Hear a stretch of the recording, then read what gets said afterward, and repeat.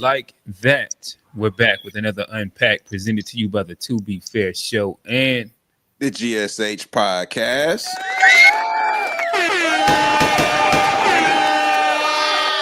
It doesn't matter how you feel.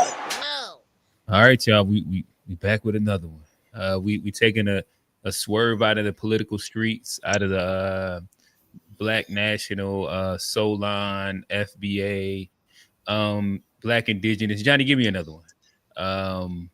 ADOS, Friedman. Like I Republican, Black. We getting our way out of these streets, and we're gonna talk a little viral conversation. We got two married men, we got an engaged man, and we got a single Johnny here, and we're gonna do a little relationship conversation, I guess. Ayesha Curry, she has been having internet streets, the shade room, the gossips, the gossips. They've all been buzzing, primarily off of more recently her, what is it called, her daddy interview, I want to say, where she spoke about a couple things that she wanted. Some people called her disrespectful. Some people called her justified. We're gonna unpack it, but before we get into that, y'all see the guys. We back here another week, another Wednesday. To my right, we have G. Talk to him, brother. What's good, everybody? It's G, host of the GSH podcast, where we focus on family, friends, finances, freedom, and our future, and forget about everything else. Check it out wherever you get your pods. Just search GSH POD. Hi. All right. To his right, Johnny, aka J Rock 989, is the Cash App. What's going on, brother? What's going on, family? How y'all boys doing today, man? I'm glad to be back. Got another good one lined up. This should be fun. So, the internet streets is buzzing. So we're gonna unpack that. It's gonna be fun. Gotcha. The mayor of Charlotte. Yeah. Black is gold, goes by more than enough different names. I think he was teasing us just a second ago. It sounded like he got some inside conversation when it comes down to this Ayesha Curry or background high school information. I don't know what the like the kids call it, the T. I don't know. We're gonna see. But hey Black, what's going on, brother? Yo, what's up, everybody? Hey, Black, follow me. Black is gold. Happy to be here as long as I can. Let's get it. All right. And I guess with that said, we do want to start with a few icebreakers before we hop into the conversation. We're going to slowly make our way into it. But what is it? Maybe a week ago, 2 weeks ago, we had a conversation based around the guys. It was the two mega guys that was doing their Charlie Kirk impersonation. They pulled up at TSU, and like they was doing their thing. It seems as though Brexit, they're about to go on a run of HBCUs. I'm gonna push play. So lady, she speaks about it. I'd love to get y'all input, especially given like the freedom of speech conversation that we've had, and a couple different takes that we've had. Listen to me and listen to me good. The Black MAGA Trumpers are trying to visit HBCU campuses, stir up strife, cause problems, and go viral and get clicks. Tell your children, do not engage, do not engage, do not engage. Ignore them. Go to class and walk away in the other direction. And they're also trying to go to HBCU campuses during the homecoming weekend, where they know there will be people and they will go viral. Take a look. The Brexit student movement is headed to an HBCU near you, featuring Craig Long, Savannah Craven, Stephen Davis, Topher, and Anthony Watson. Avoid these people. Ignore them. Do not engage. Do not debate. Don't boo them. Don't acknowledge. Get campus security, campus authorities, and proceed to class. They are only there to go viral. They've already visited a few HBCUs, and they're headed to Jackson State, Tennessee State, FAMU, North Carolina Central, Howard, Hampton, Bowie State, and Lincoln during homecoming, where they know there'll be a big audience and they can go viral. So again, if you have a child at any of those HBCUs, let them know the Black MAGA Trumpers, known as Brexit, are on their way to their campuses. Do not engage, do not engage, do not engage. All right, fellas. What is y'all thoughts? So as you saw on the list, the first school. Our HBCU had the first homecoming.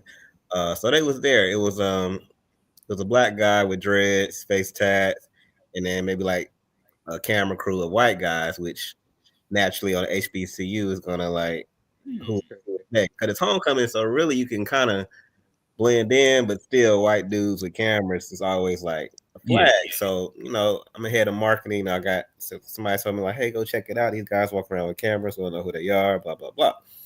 So I went, talked to them, asked them what they was doing, and it was cool. They was asking questions about the black family and stuff. Like he wasn't like trying to do no gotcha. And I had my Ray-Bans on, so I recorded the whole thing just in case they clip it out or do something like that where they take me out of context. I would have like the full interview. But I think they were expecting or hoping maybe somebody dumb or somebody would say something stupid. But it was me, and I was giving good answers. And so to that degree, I feel like I don't want to ignore them. Like, what were some of the questions about black family? I'm curious. Like, They were asking like I got the interview. I was trying to email, I didn't get the email, but let me see. Like, just like, how do you feel about the state of the black family? How do you feel about black education? It was really general questions. It wasn't nothing like nothing math centered or anything. Did they have like a certain opinion on that though, or? Not really. Like, he wasn't giving no major pushback or nothing, or like trying to change the narrative. That's why I was like, it's cool now. I don't know if they went and interviewed somebody after me and got some crazy clips or something. They ain't put nothing out. They gave me all their contact. I've been checking the page. Nothing's posted yet. So I don't know what the alarm is. I would like for us at HBCUs to not run, but to be able to articulate our thoughts, feelings, and stand with them to kind of whatever gotcha they had in mind, they will get the opposite. Like, oh, these people are smart. They know what they're talking about. Now, if you go find some drunk person at homecoming, you might get some content, but nobody's gonna take that serious. So like I said, it just that fear to kind of be run over people. Like, I check the page every day. I'm like, they posted yet? They ain't posted nothing yet. So I don't know if they waiting or what, but it wasn't that bad. Like I said, the dude who interviewed me was cool. Like I said, his camera crew was white guys. But they seemed cool. Like, gave me all their flyers with the Blexit info, and I didn't see no problem with my interview. But like I said, I also don't know what they did after that, because I was like, oh, y'all cool, do your thing. So they could have went on and caused some trouble, but I haven't heard nothing about it. Gotcha. Johnny, I think that you was our biggest censorship advocate that we had on the panel. What is your thoughts? Are you for what she's saying? She said, don't talk to him, don't speak to him, get the campus police. This is Black MAGA, get him up out of there. What is your thoughts? No, because I don't think they was causing the scene. Like, I definitely, and it's gonna be a little contrary to what I said a couple weeks ago. So I'm gonna go ahead, take that, head on. But like, I am for like black discourse, and like, I'm not for like, what's it called, groupthink or like vacuums. I do think, ideas the college campus should be challenged. I think Brexit or Blexit or whatever they're calling this is a lot different than what the TSU boys was trying to do. So I'm all for it. Like, I think that caused more of a scene. I didn't see anything about this, but A Black said they was pretty respectful and go back and So I'm not against the discourse. What is Blexit's premise? Does anybody know? What are they? This is Candace Owens too, right? This is her. It's actually Charlie Kirk. It's Turning Point. It's a Candace Owens was a part of it, but it's Charlie Kirk's offshoot of Turning Point. Well, it's a subgroup of Turning Point. But these are black people that are like running this. Huh? It's mostly like black guys running, or like black people. Like, it's supposed to be like the conservative. It's like a conservative type platform, but like when I was talking with the dude, he just reminded me like a old school black conservative dude. Like, he wasn't really on no MAGA or no dumb shit. It was just like the conservative black men we know in our community, which is really a lot. That's older, but he was young. That was it. Like it didn't give me no. Oh, like, it's no, like it's a black exit from Democratic Party, basically, is what it is. That's what it stands for. It's like organization wise, it's a part of Turning Point. Like it's a subgroup of Turning Point. Turning Point being Charlie Kirk's organization.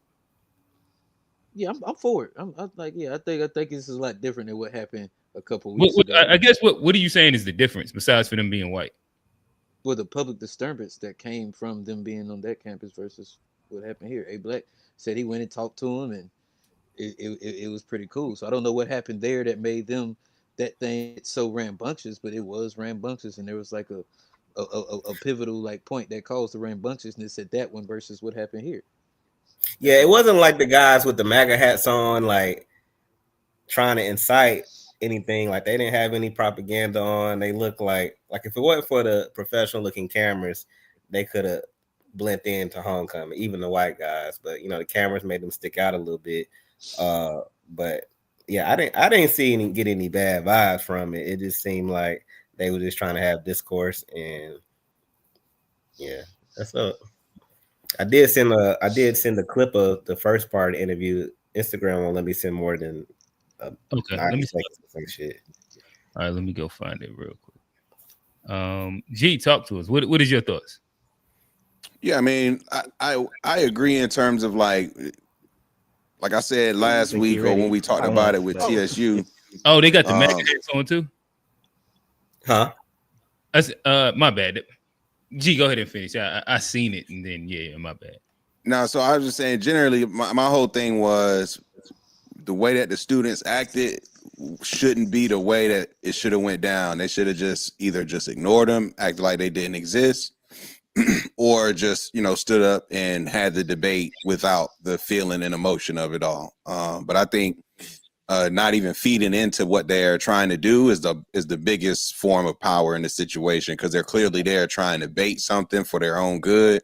So it's like, why do I even need to give you any piece of content, to help you in your mission? So I think the same is true in this example. But with that said, we got the footage of the situation and what it was looking like. Like we can get a view here and see. All right, gotcha. All right, so this is John C. Smith, Lexit Boys. Let's see what we got. Yeah. What's up, y'all? I'm Price. I think he ready like once, but yeah. What's up, y'all? I'm Price with Lexit Student Movement. I'm on the campus of Johnson C. Smith University for the second time, and I'm with Asim Jones. Asim Jones, nice to meet you. You too. Say. So you don't go here, you just work here? Yeah, I'm an employee. I did go to HBCU. I went to Howard University, but I love JCSU from Charlotte, so I started here, and I eventually went to Howard. Now I'm an employee here at marketing. Oh, I thought you were about to say you're from DC. I'm from the DMV. Oh, man, I lived in DC for 6 years, and I stayed in DC every summer growing up, so I'm like half DMV, half Charlotte. Yeah, PG County. Yeah, okay. You know what I'm saying? My family comes from Northwest Uptown. Word, yeah. So I stayed in PG County. At the Howard, I live in DC a little longer. I was in Northwest, Southeast, all over DC, man. Southeast, right? Yeah. I was a teacher out there. I think in Anacostia out there. So I was teaching out there at school. It was a little rough, but it's all good. Especially if you say Baloo. Yeah, for sure. Yeah, watch out. So with the climate of the rap music that's going on right now, that's affecting the youth, it's affecting the minds of our young babies. Yeah. How do you feel we could get them? I think he ready like once, but Okay. All right, that gives us context. That's the first. But what's that hat say? I can't really see. It said something like nobody's shit. It ain't had nothing to do with like no MAGA. It was just like I forgot what it said. Yeah, it's like is nobody MAGA inspired? Clearly, though. Nobody's. Well, I think people doing them hats is like kind of attention seekers, because when you see a red hat, you automatically assume that. So I've been noticing that just as a clothing designer, it's becoming the trend of people putting other messages on there, because they know it's going to get attention quick, because they're going to automatically think it's a MAGA hat because it's red now. Mm-hmm.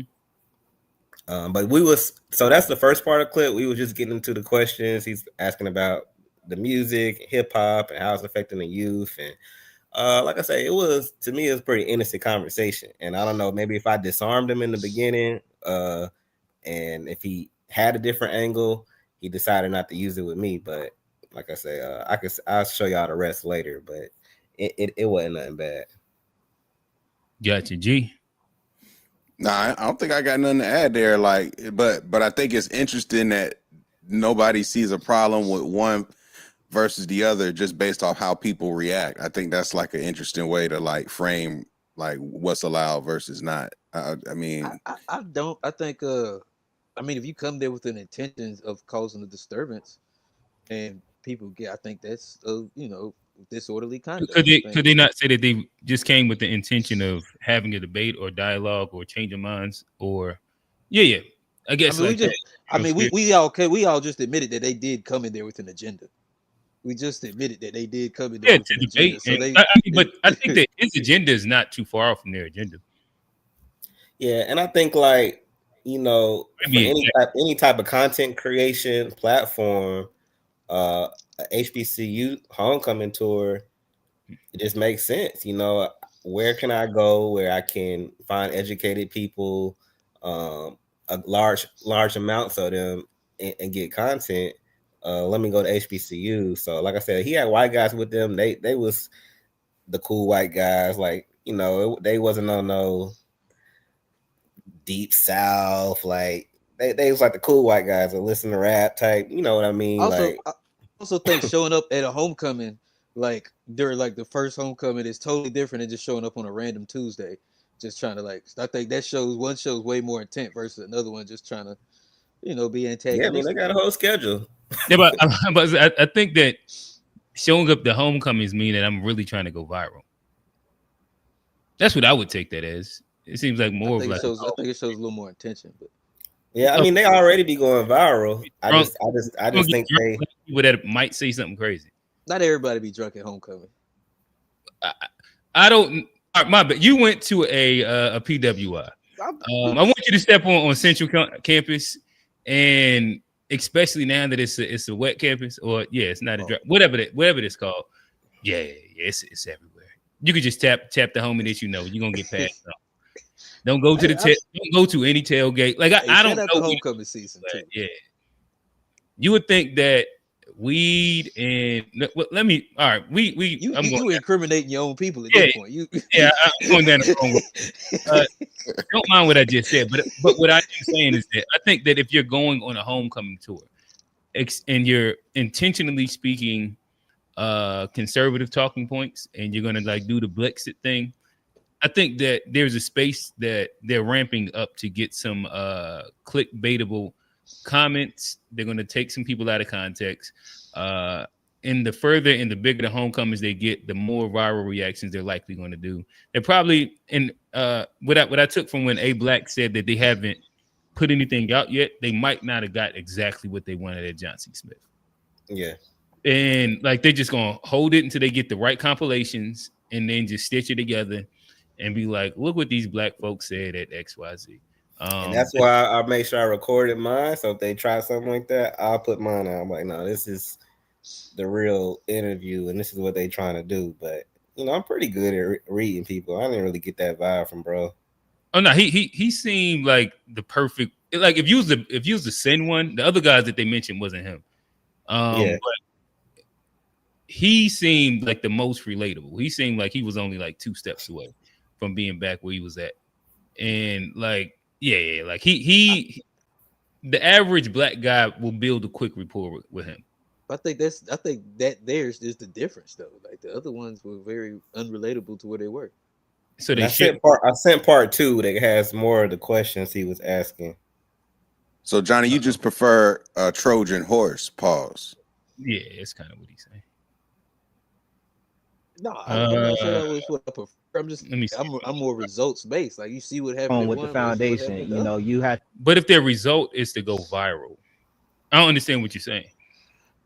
But my argument wasn't even about like the viralness of the moment. It was about like I think they caused it was disorderly conduct based on like causing a public disturbance, and I thought that was grounds for legal action. Versus this time, I didn't see any disorderly stuff, huh? But that's what I'm just saying. Based on where I was at last time, I think this is totally different based on like legal grounds. I think it's totally different. What is the legal grounds that you are saying that is all right? I'm gonna play with what A Black sent in, and we can segue out of here in a second. But never mind. Yeah, I'll push.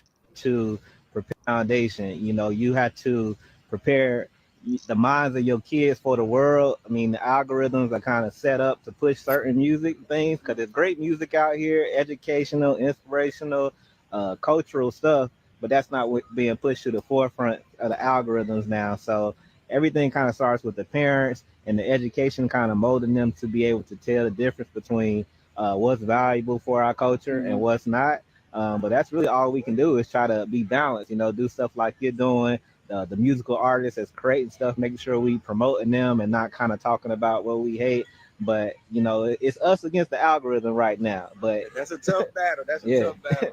yeah, but it's everything out here for the kids to find. But, it starts with parents. I was lucky to have parents that was into music and that kind of put me on to a lot of old school hip hop artists, R&B, Prince, Nas stuff. So by the time I went into the world, like my mind already kind of knew that this is BS and this is real music. So, but I got that from my parents, and everybody doesn't have that.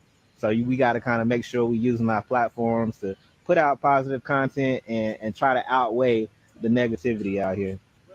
A Black packing him up. I like it. I like it. Yeah, I don't think he was expecting them answers at all. Yeah, we like it. We like it. He looked pissed off. You ain't give him no wiggle room. It'd be funny if they edit like every little word just to make this nigga say something crazy like I fucking hate did it. Like they clip your shit up so crazy, make you say a whole sentence you ain't even say. That shit would be hilarious. Yeah. Kaz, what's going on, brother? What up, Kaz? All right, so I guess we're gonna walk our way down. This would be, let me double check. All right, this would be our last quote unquote political piece right here, and from here we can get into we can start walking into these relationship conversations. Tell me, what is y'all take on this? To let this run, even the government shutdown being blamed on the Democrats. I'm like, y'all got control of the funding, the tech bros, the president, the House, Senate, and lower MAGA profiles. Every tech platform y'all got control of. How's the Democrats' fault? Crazy times we live in, and this will never go away. I know the thought was back in the day, well, the old racists are going to have to die out, and the kids are going to have to make the change. No, they're getting born. You born into racism. You're born into it. These young kids are just as racist as they was in 1950. You watch the dark side of Twitter and go to Aiden Ross's. All of these guys go to their chat. You got to see that. You got to watch the chat. Chat goes crazy. Charlie Kirk, like when he was talking, it was the chat. The chat was more vitriol than he was. Than what they were saying. Yeah, racism is a software that keeps getting upgraded. It's not going to die out. But to let this run, even the government shutdown. What is your thoughts? It's true.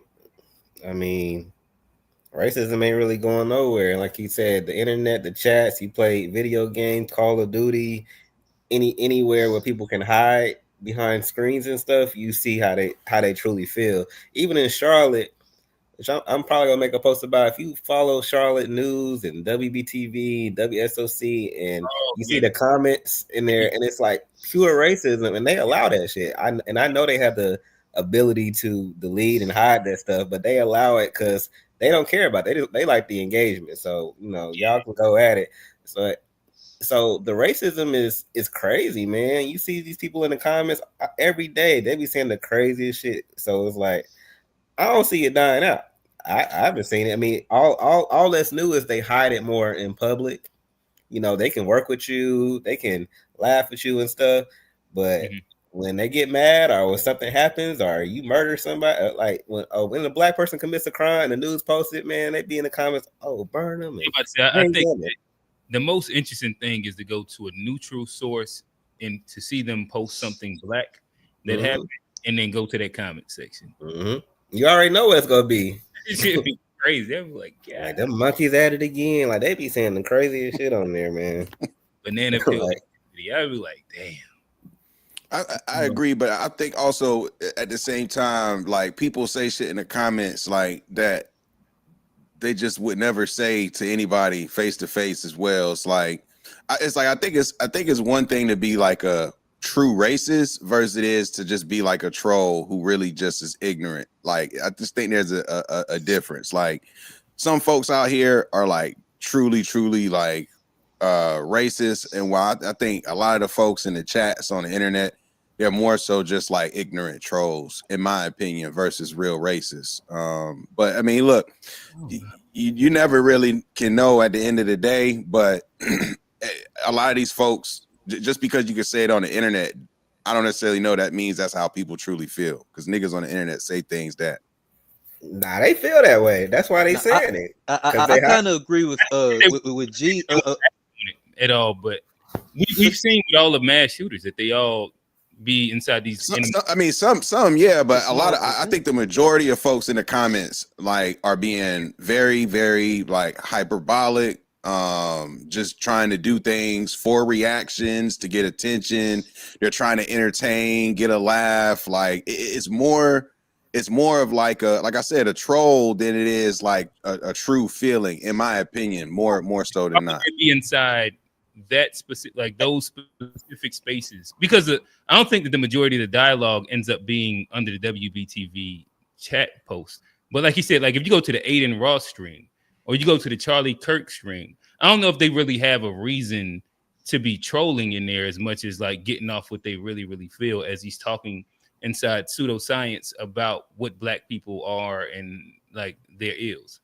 To me, like those places seem like their breeding grounds, and the people that are commenting and trolling, it's not a reason. Like they're only inside like the community of them. So it's not really a reason to troll outside of like it's really just a matter of being able to openly say how you really feel. To me, the troll is somebody who's on somebody like they on Dr. Umar live or something, and it's like, why are you even there if you don't like him or Black people? But they're there specifically to troll. If you in the Charlie Kirk chat and Aiden Ross and all these people, that's your community. Like you're not trolling because y'all all saying the same shit and you feel it's a safe space to say it. So it's like just because they won't say it in person, because they're you don't think those same people won't leave those comments outside of that environment? You think they only leave those comments there? As long as they pick it, yeah.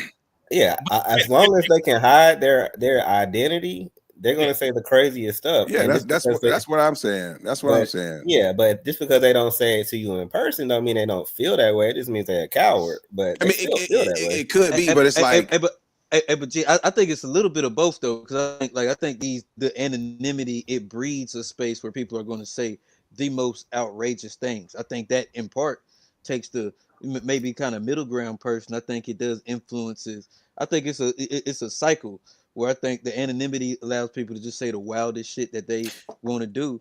I think people read that and start believing it because they see it, and I think people actually start to feel that way. But I think a lot of it is just a troll, and I think it does live on the internet. But I don't think everybody that says something racist is necessarily racist in the comments. I think a lot of people are just trying to be outrageous. They're just trying to say something that like gets people going. Gets a reaction, gets a spark. I mean, niggas get online and tell bitches they love them every day. A lot of people are like gullible or like influenceable, and so a lot of people, they might see somebody trolling and might actually like, hey, wait a minute, and like start reading into and actually believing some of that. So I think that's part of the.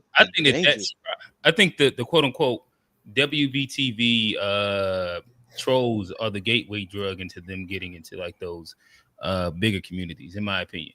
And like if anything, it's breadcrumbs that leads, like you said, the people that haven't went down, maybe like let's just say the white supremacist rabbit hole. It leads them down there into that specific spot. But yeah, I don't know how we can speak about how the impact of internet culture and what these rooms and places and discords and 4chans and chat rooms are doing to people, and then also say it's just trolls. When because like right now we're seeing a heightened version of like right now, like for example, Nick Fuentes is openly just saying the N-word and just getting it off, and he has a whole chat going.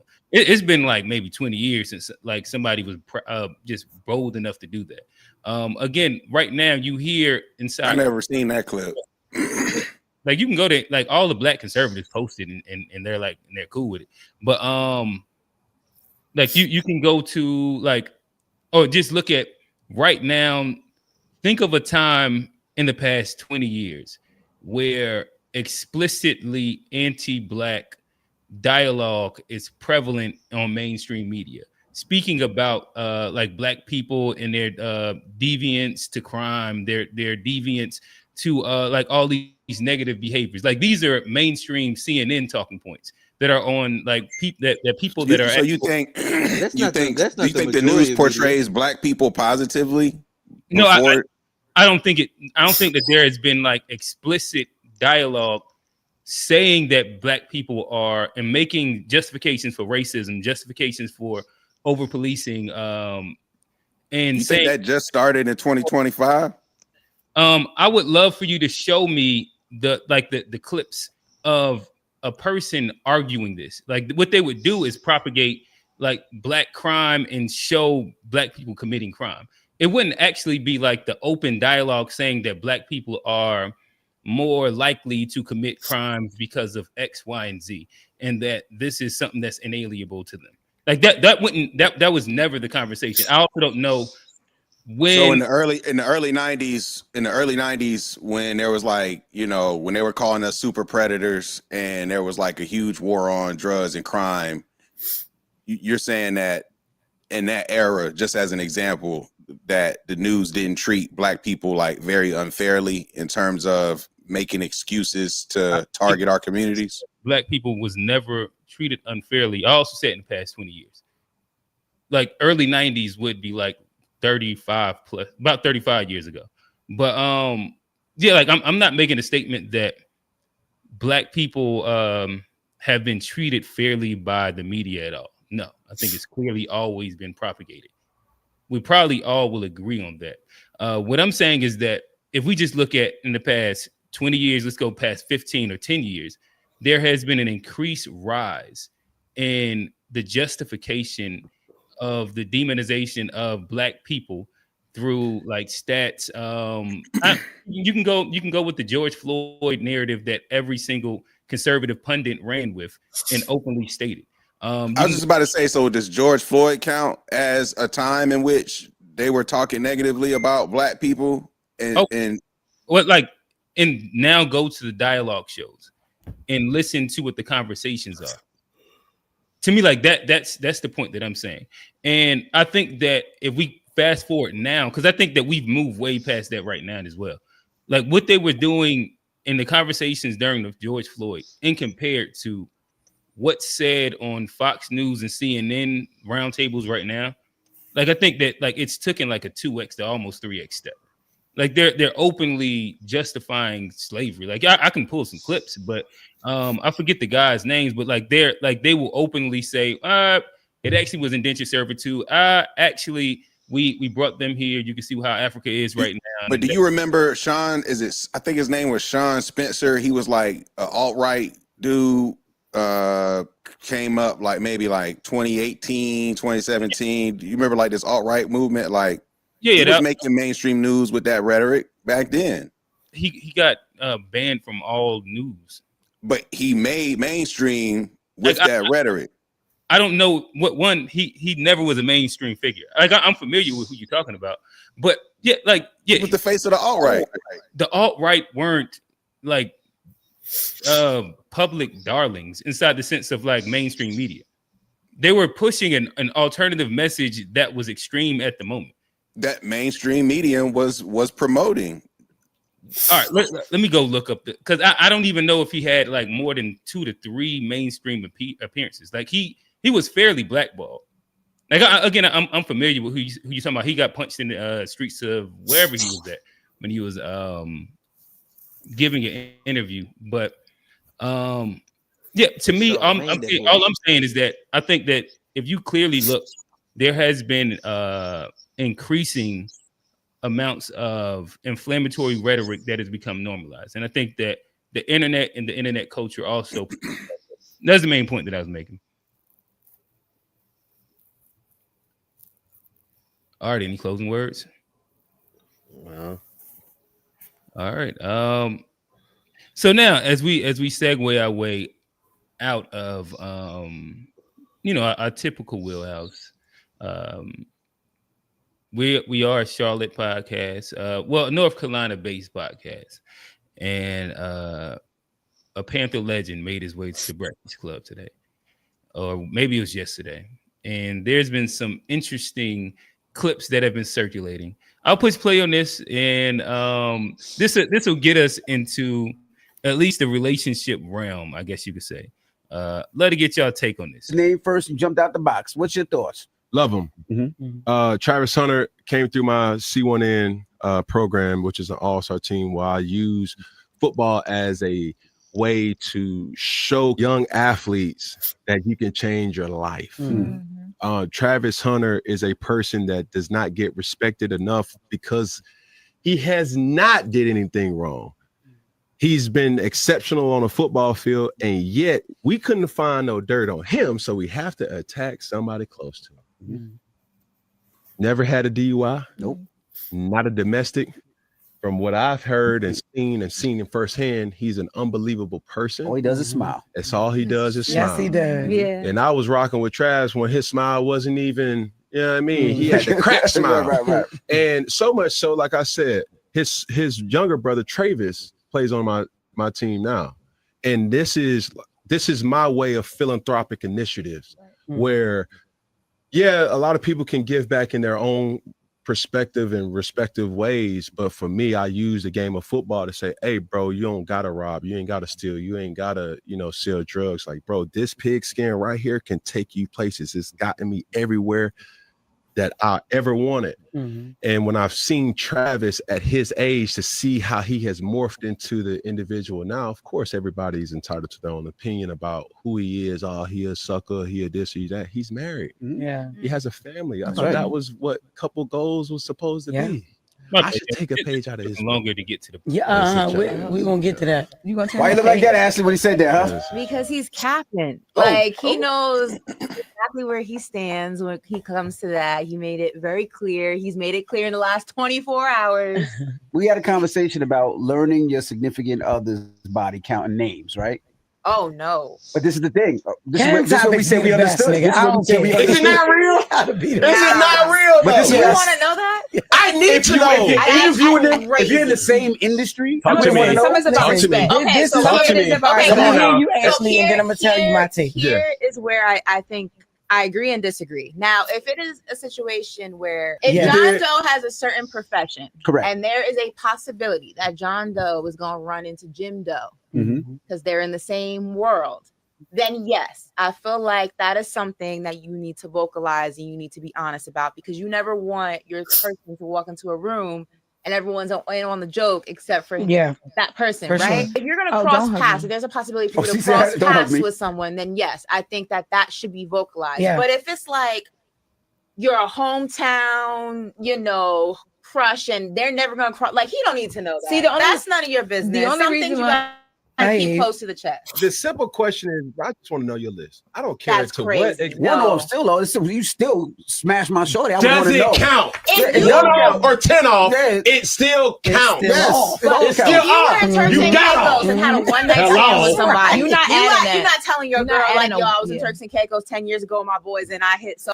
All right, I think we went far enough in it. All right, so fellas, do you need your lady to write out her list of all the guys that she's had relations with, and you got to review the list? What is y'all thoughts on this? Is he spitting? Is he tripping? Johnny? I don't need the whole list, but like I feel what she said. As long as it's not nobody I know. Need the Spark Notes. Yeah, like if you see, like if it's like, because like I ain't even interested in like the whole. All right, let me ask you this first, Johnny. So are you? So you're introducing the body count conversation in your relationships? Nah, not really. Not I've never.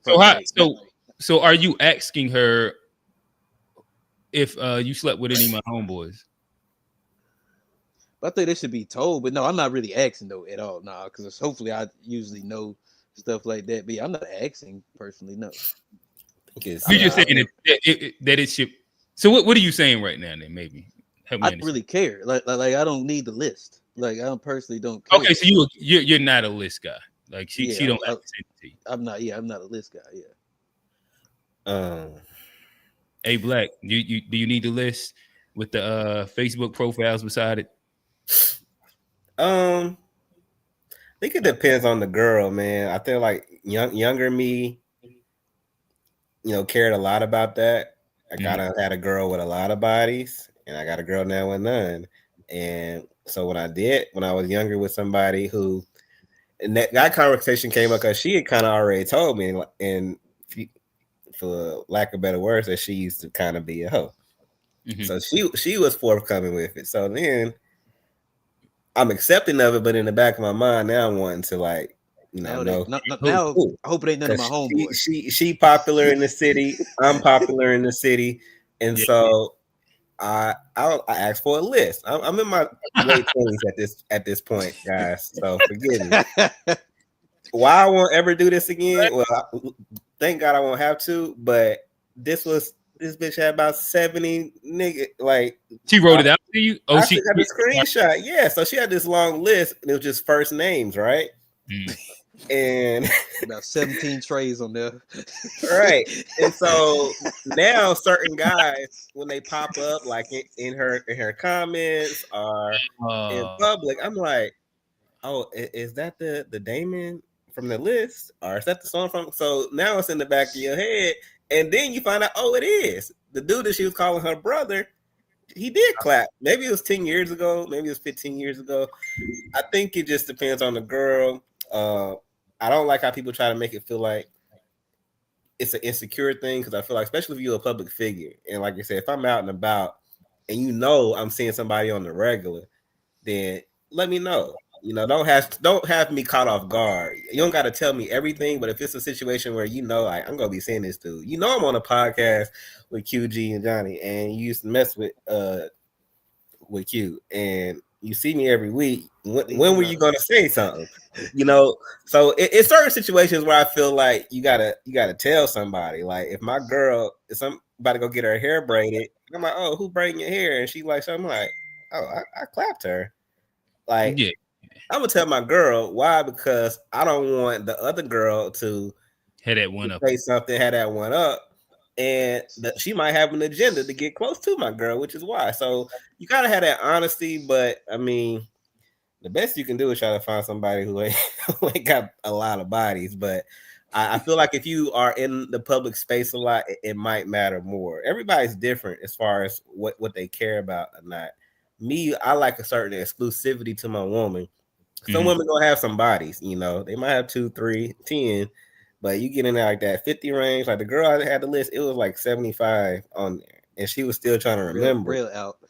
Yeah, and I'm just like, oh, like, so I can't just put that past, because now I know 75 niggas in the city that's done clap, and I'm going out, I'm public, I'm taking. So you said you was in your 20s when you asked this. Yeah. At your age right now, you're dating a shorty that's in your age range. Are you asking for the list? Hypothetically, obviously, like you're engaged. No, I'm not. I'm trying to. I got better at reading the signs of knowing that it's not really no long list, and I don't know if it's a male intuition thing, but I feel like a hoe. You might get blinded at first, and you might ignore the red flags, but every man that fell in love with a hoe or fell for a hoe, and you try to excuse it, but we all done been there. It's like blind as a mother, not a hoe no more, or maybe that was the past, and you really like her, but it's always in the back of your mind. I love my baby mama. I never let her go. Great personalities. So I think I got better at just like they be funny as hell. Just all of like the good qualities. The jokes will get you. Yeah. The jokes will get you. But yeah, I feel like you done laughed the nigga out his drawers, didn't you? Go ahead. Right. Yeah, but nah, it's everybody different. I don't feel like it's no blanket rule to this, but I also don't like the whole now it's become this thing. Oh, you insecure? Why you need to know that? Bitch, you want to get married or not? Like, if you don't want to get married, then I don't need to know. But if that is a goal, then you need to respect somebody might wanting to know that because they want to spend the rest of their life with you. They want to know the person that they with, and that's all. And you give them the chance to choose. All right, I can deal with this, or I can't deal with this. Don't let me marry you and then find out 5 years, 10 years down the line that the whole basketball team trains you and shit. Like, you know, and so triple double. In that hypothetical, you getting that divorce? You in love? Well, they married 5 years. They 5 years in. Yeah, I feel like at that point, shit. It depends. I think it depends on if she lied. Now, if she just didn't bring it up because she might be ashamed of it so far. And some women are real good at compartmentalizing and blocking shit out for real. Like, but if it's a thing where I asked or something came up and she lied, then yeah, it might be grounds for divorce. But if it's a thing where she omitted, but if you asked at that time, like, "Hey, did that whole basketball team hit?" and she lied, then it's a dub. But if she just omitted it, it would be like, all right, cool. Yeah, if she omitted it, I will understand why I will understand why she omitted it. But if I see niggas making little, you know, when niggas make little sly comments and stuff, or you see them out in public and they give a certain type of hug and shit, and your male intuition, because you've been that nigga too. Hey, listen, I walk across the room, give her a hug, how you doing? And, you know, knowing that you clapping her man right there, hey, what's up, bro? And you keep it moving. So when it happened to you, it's like, well, damn, like how many more times this gonna happen? Or so it's like you gotta have that honesty, I feel like, and I feel like a lot of women and men are kind of forthcoming when they just want somebody to trust them. This was my past, but this don't define me. It's not who I want to be. And that's why I gave the girl with the long list a chance, because she admitted it. Before I even asked for the list, she told me, like, yeah, I had a troubled past, you know. That is admirable. That's an admirable quality to a woman, but it ain't a pass, but it's it might need some time. Me and my ego, you thinking, well, I'm the exception. I'm gonna be able to change this, and all that's cool, baby. That ain't gonna happen with me. Nah, she did the same shit with me too. But I couldn't even be mad at it because she told me what she was gonna do. She told me how she was, but niggas be like, well, not me. I'm gonna show you different. And nah, so it just depends, man. I mean, I feel like you just at the end of the day, you don't want to be blindsided by some shit, you know. I remember I was with a girl and she told me I was her first, and you know, a nigga was in my inbox like, nah, nigga, I took her virginity, and so I'm like, nah, I know you didn't, man. Wait, why was he in your inbox? That's wild. Well, he was first in her inbox, and now so at this point, I'm even younger than the other girl. I might be like 20, I might be like 22, and so he in her inbox. I'm like, why does dude keep hitting you up and stuff? Like, he feel real comfortable. And so, you know, I'm young, I'm messy back then. I'm like, I'm gonna DM this nigga myself. Like, yo, what's up? And he like, yeah, I'm the one who fucked up girl first. That's the worst. That's the worst when you ever like. That's the worst when you write the nigga and then he like, yeah, yeah. And so then he telling me like details about her body and shit. So I'm like, oh, he done did something, you know. And so then I bring it back up to her, and she was like, well, we tried. But it didn't go through. She said it was painful, and he didn't. She don't technically count that because nah, he counted. He like, that's mine right there. I got that. Yeah, he do, but that's what I'm saying. You set yourself up. If you're not honest with your partner, now I'm going around. I count that as a score, nigga. He like, nah. He like, nah. Let me finish that. Let me if it was me, I got in there. That's mine. I put it that type shit. That's funny. She said, "No, that one don't count." Women will try to pull that on a nigga too. Like, they will. They do a lot of that. They do a lot of that. But yeah, I think it just depends on the relationship, your public stature, and how closely you are to people. If I'm never gonna see these niggas again, like maybe you used to live in Tennessee, you come here to Charlotte, you got a whole new life. I don't know. But if I'm in my city where everybody and their mama and grandma know me, you better tell me what the fuck's going on. I don't care if you had 100 bodies. If I don't know them niggas, it's cool. If I know 2 niggas, I'm gonna feel away. I'm gonna feel away. I had a girl. I had another girl. That's the key right there. That's the key. It just can't be niggas that like you know. Yeah. So I had a girl. I liked her a lot. She's still in Charlotte. Great girl to this day. She had been with one of my closest friends and my worst enemy. So I'm just like, I don't know how I can take it further with you. Like, cause the homies and the ops, that's tough. Yeah, and the op, she was a booty call. oh, he only called me at 2 a.m. type stuff. Like, oh damn, this I hate when nigga, they say that. Like, God, they don't this make it no nigga was better. just clapping, and I'm They sitting don't here, make it no better. I'm buying you books and candles and shit, and this nigga just clapping at 2 a.m. They don't make it no better, bro. God damn. Shut up. Yeah, I don't want to know the niggas, man. Like I say, because at the end of the day, you don't really know what somebody's done. But I don't want to know the man. Like, I don't want to be my homies. I don't want to be my enemies. And that's it.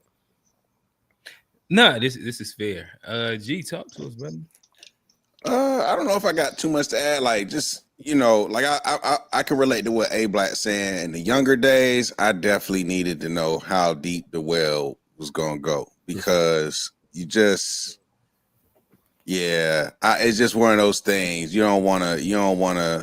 It's just pretty self-explanatory. But When it change, like what will be the age range that you think that it stopped mattering? You stop asking. So here's the thing: if I was out there today, I'm still gonna need some type of Carfax of recent history of what was going on. I'm gonna need something. So we don't need to do the lifetime. We don't need to do the lifetime count, but I need Like to know what's at credit least score, gone last down 7 years. like the last minimum 10. I need to know what's gone down the last 10 years. Like what? Right now, if you was outside right now, you and your shorty, y'all the same age, 38, and you gonna be like, all right. So before we not on the first date, assuming that she want to be serious and she interested. I need to know your body count in the last 10. I'm gonna be like, look, man, if you say you trying to be serious.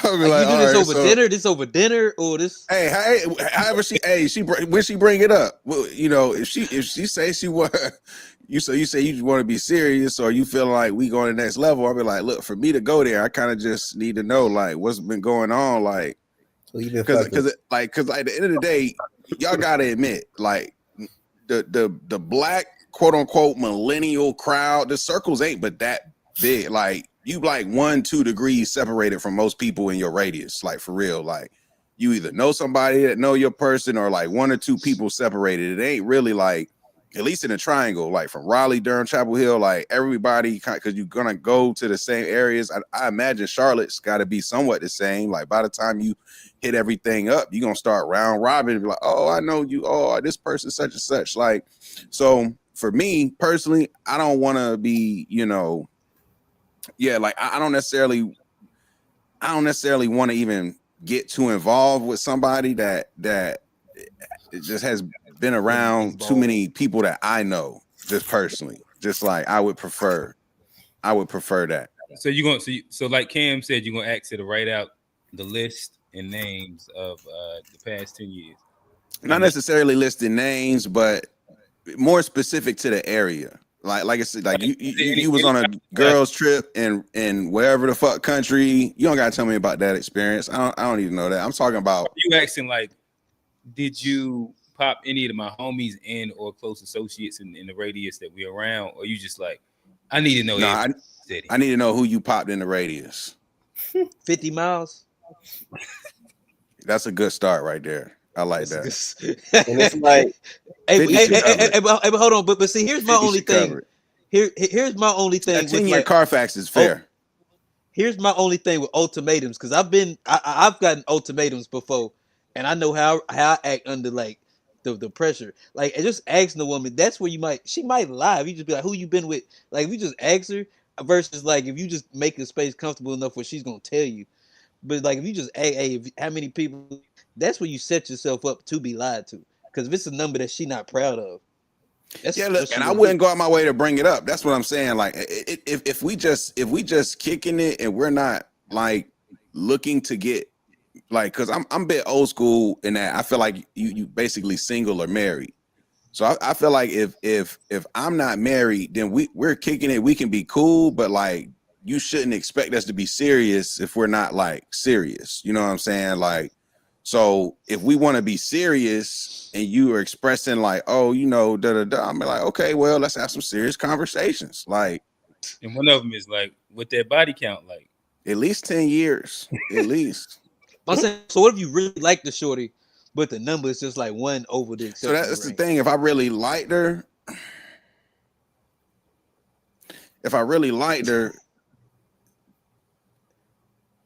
it would have came Just up one over earlier. though. It would have came up earlier if I really liked her.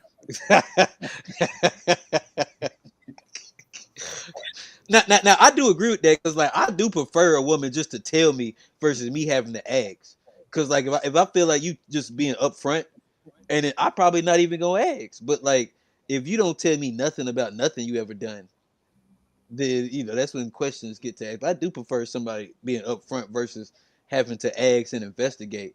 Because I've had the question, hey, have you done such and such? Nah, I ain't. You But see, get put on the spot. You liable to this is lie. why I put a say 20 at least like 10 years, because I think everybody's gonna make mistakes growing up in their 20s. You know what I'm saying? Oh yeah, that's coming out like well before we get to the body count talk. Like I'm gonna ask questions about that stuff. If there's any hint of being serious, we definitely What's your gonna have interest a rate? talk about like what's your current debt, etc. Like what am I walking into, etc. Nah, that's Like facts. those conversations got to be had if you That might really be more talking about important being than body serious. count too. It's actually way more important than I'm body not count. mad at that. I'm not mad at that. But that's why I say like at least your last 10 years is more of an indication of what you're doing in real time. That's just my whole thing. Like if you still out here like loosey goosey with it, Slow and you ready bodies, to settle 500K down a with day. me, it's like, nah, I don't think I'm ready to settle down with it right after that. Like trip, like I want the camera of a let it rest first. 40-year-olds asking each other their body counts. That, that shit is Hey, would be 3 bodies, 500K in debt. Say it again. 20 bodies, no debt. 20 body. I mean, look, you go to adult. Okay, 50 bodies, no debt though.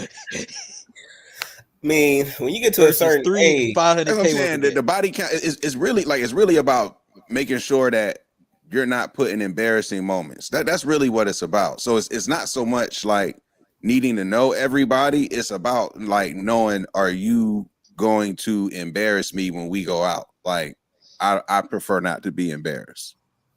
That's fair. Yeah, I think that's fair. I think that in my opinion, I think that the close radius, if it's in the friend group XYZ, is probably like the most applicable at like over what is it? We over the hump of like mid-30s. I also think that is more cap than not. If we're talking about niggas over what'd you say, Johnny? Oh, you said Johnny, you like, I'm still not over the mid-30s. hump of mid Yeah, 30s. He's like, I'm still on the hump. listen, just had this conversation on the last 2 pods ago. You not big bro, you unk, and lead them 23-year-old. But what was I saying? I also think that like over 35, I don't think that asking people their body count is like a real conversation that even really comes up. In my opinion, I think it's like more internet talk. I think that it's just like shit that niggas get off on under statuses and things like that. But typically, when I talk to any friend that I have that's still dating and single, and if they've asked somebody when they're over 35 the body count, or any female that's over that age, not all of them are saying nobody's having these real conversations. And that's why I think most of this shit just be internet fodder. Unless, of course, if you Cam Newton, I'm sure he has the leverage to pull that play, and the want. And I think to what A Black said, the like the fame, the platform. But I don't know a bunch of people to ask that question over 35, as much as like the idea of like, if the person inside the vicinity don't make me look stupid, like that whole thing, in which I think that they alluded to as well for a little bit. But I guess this makes a good time to hop in. We got one or two more quick ones.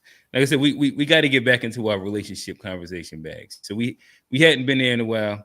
So yeah, I want to pull up 1 to 2 more memes to kind of get us warmed up, and yeah, have a little fun.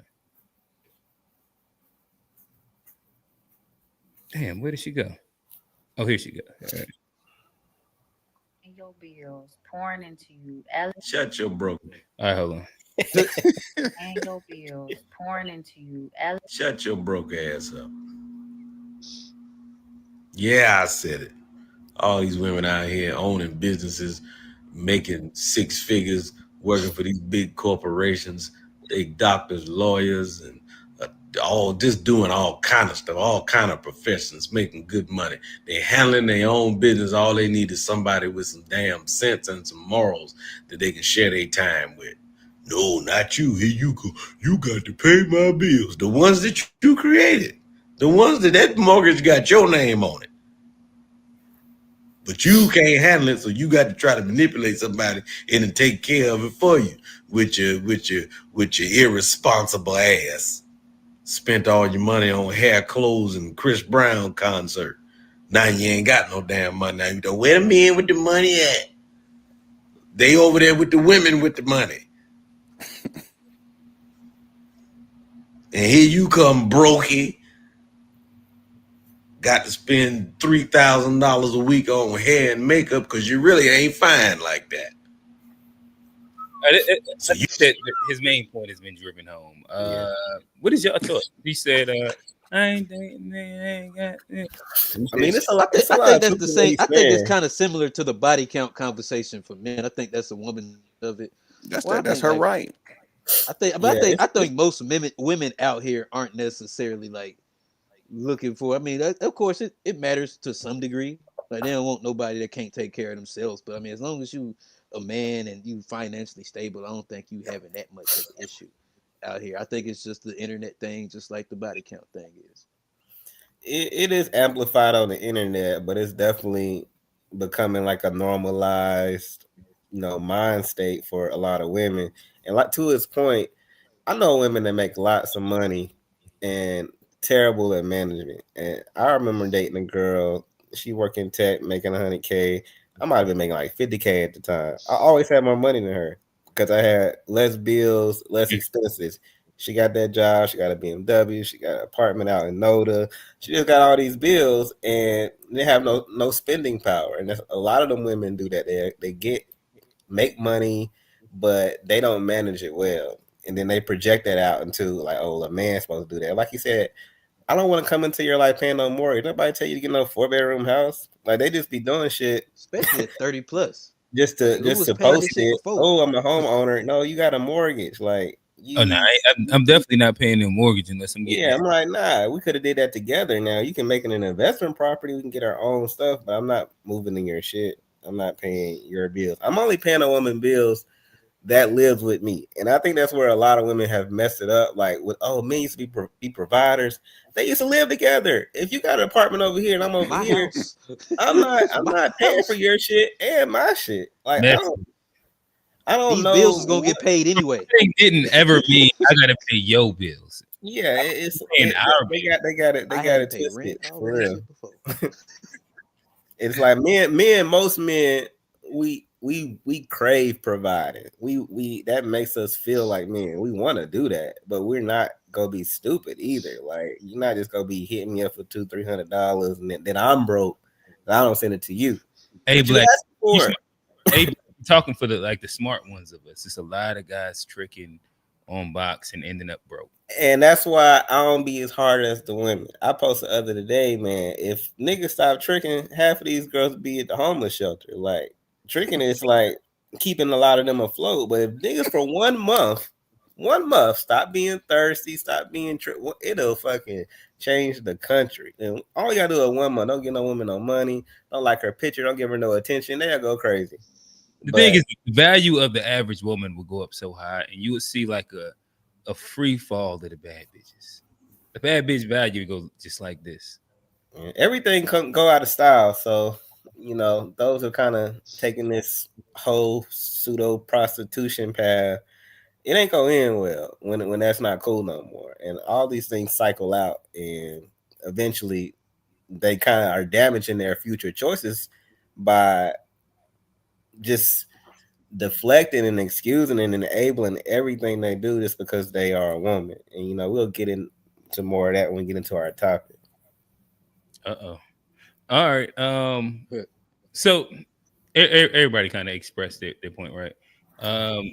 We got one last one. I will say that I was in the grocery store and I seen Johnny. Johnny, I caught him. This is real time footage of Johnny talking to one of them Cajuns. It's way too tall. How you doing? Good, how are you? Are you Nah, pretty? chill, bro. I'm sorry about grabbing your She hand. locked in. Yeah. She locked in. Save you? What? That's my name, Save you. Savior, I thought you were saying. I thought you were about to say I look like Hannah Montana. Oh, I wasn't gonna say that. I like your smile though. Let me take your number. You ain't got no boyfriend, now, do you? She ready. Oh, that's good. I see mom on your shirt, so Yeah, I got 2 kids. Is that okay? yeah, that's cool. She like, all right. You gonna call me?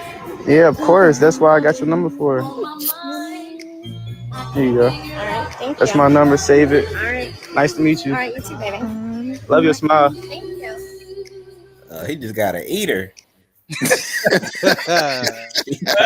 Johnny, is that the play by play? Talk What to was me. that? I said, is that the play by play right there? Is that you out in where the white bar is it? South End? No, but I will say this though. No matter the color, because you know I get the whole chicken, bro. No white meat, no dark meat. Give me the whole chicken. But the whole chicken. I want all of it. But they do say meeting the chicken at the grocery store is like one of the best places to meet a joint. And so Have you bagged the Cajun at the grocery store before? I ain't had no luck at the grocery store, but I do be. I just was at Food Line, so maybe I need to try Harris Teeter Public. Man, that shit only work for tall niggas. Johnny going to jail. He grabbed that white woman hand and then going to jail. Lock him up. Lock him up. Lock him up. No. That's hilarious. He talked to us. She was ready. She was ready though. You said what? You say she was ready. Yeah, like, she was locked she in. acting like she prayed for that, and that's her lucky day. Yeah, she was almost too easy. Kids. No, Almost nobody too don't easy. care you got no kids. I ain't trying to marry you. Like, I don't care about your kids, and niggas ain't trying to marry you and they're trying to clap, baby. It's fine. I ain't gonna meet them anyway. I'm trying to Yeah, but not listen. A very interesting pairing that I do see a lot. One, I'll say I be out in the AAU streets, and the mulattoes they are running wild out there. Like, and you like one of the interesting pairings that you do see. All them Trey Youngs. Yeah, the little Trey Youngs. They It be them AAU basketball boys. Trey Youngs and LaMelos everywhere. Yeah, They but cutting the coke. when you see the parents, like some of them unlikely pairings be the dreadheads and that white woman that look like her right there. Mm-hmm. You either get that or you get the blonde with the tech guy with the polo. Like those are like the two ones you're gonna see a lot. It's like the kind of short, stocky tech guy with the polos, with just like like a casual white lady, or you get like the trailer park Becky and the guy with the dreads. Like those, and she be turned. She be team mom. She got the little blonde, the little streak, and Got the streaks. Yep. yeah, it's guaranteed every time. And her son can jump out the gym every time. You can guarantee it. You can guarantee it. All right, so got a daddy feeds. Yeah, right. It's weird how that happened, right? Shout out to Blake Griffin. All right, so I guess it's to the conversation at hand. I'll push play on this. It's about 2 minutes, and from there we can start the conversation. We can give. We'll push play. We can start the conversation. I guess that's the easy. Family? No. So I didn't want kids. I didn't want to get married. I thought I was going to be career girl and that's it. And I had my eyes set on my goals And I was never the little girl that like dreamt about the wedding dress and all of that. And then it happened so early in my life. So it's like, it's one of those things like you don't know what you actually don't know what you want. It's so hard also to be the woman in a situation where you're like, men just don't get as much scrutiny. Like they can maybe tell him like your fucking shots suck tonight, but like the looks and all of that is just like not a factor of conversation as much. No. Did you talk to Steph about it? Like, or did you kind of keep it within yourself so it didn't? I do not have a bone in my body that can keep anything to myself. So Clearly. if it comes to mind, it's coming out. And he's so gracious. Like he tries to resonate with me, but he just can't. And he also comes from a place of like, it's effing stupid. Like, what do you, it's not true. So why? And I'm like, but wait, like, listen to how it makes me feel. And he's like, but why does it make you feel like that? It's not real. After we got married, we found out we were pregnant with our daughters so quickly. I didn't even have time to think about what I wanted anymore. It's so interesting. I spent my entire life like trying to work towards something, and then it kind of just disappeared, and I didn't think twice about it. But after my daughter turned 1, I remember there being a shift and being like, I have goals for myself. Like, this doesn't feel right. I love being a mom, but I love doing other things too. And I need to get my shit together and figure out what that looks like for myself now. If I have a career and I'm not home, like did you experience that? I still experience that. I still All right. I guess, fellas, what is y'all initial reaction? Do you think she said something crazy, something wrong? Was it disrespectful? Was it justified? I don't know. What was your thoughts? I don't think it was crazy or wrong. I just think it didn't have to be public. Like, you know, for your husband, for your kids to see that one day that their mama didn't want to have them. Like, what? How did this even happen? Like, the white girl's like, let me interview. Like, why are you on a podcast? Like, it's just nobody.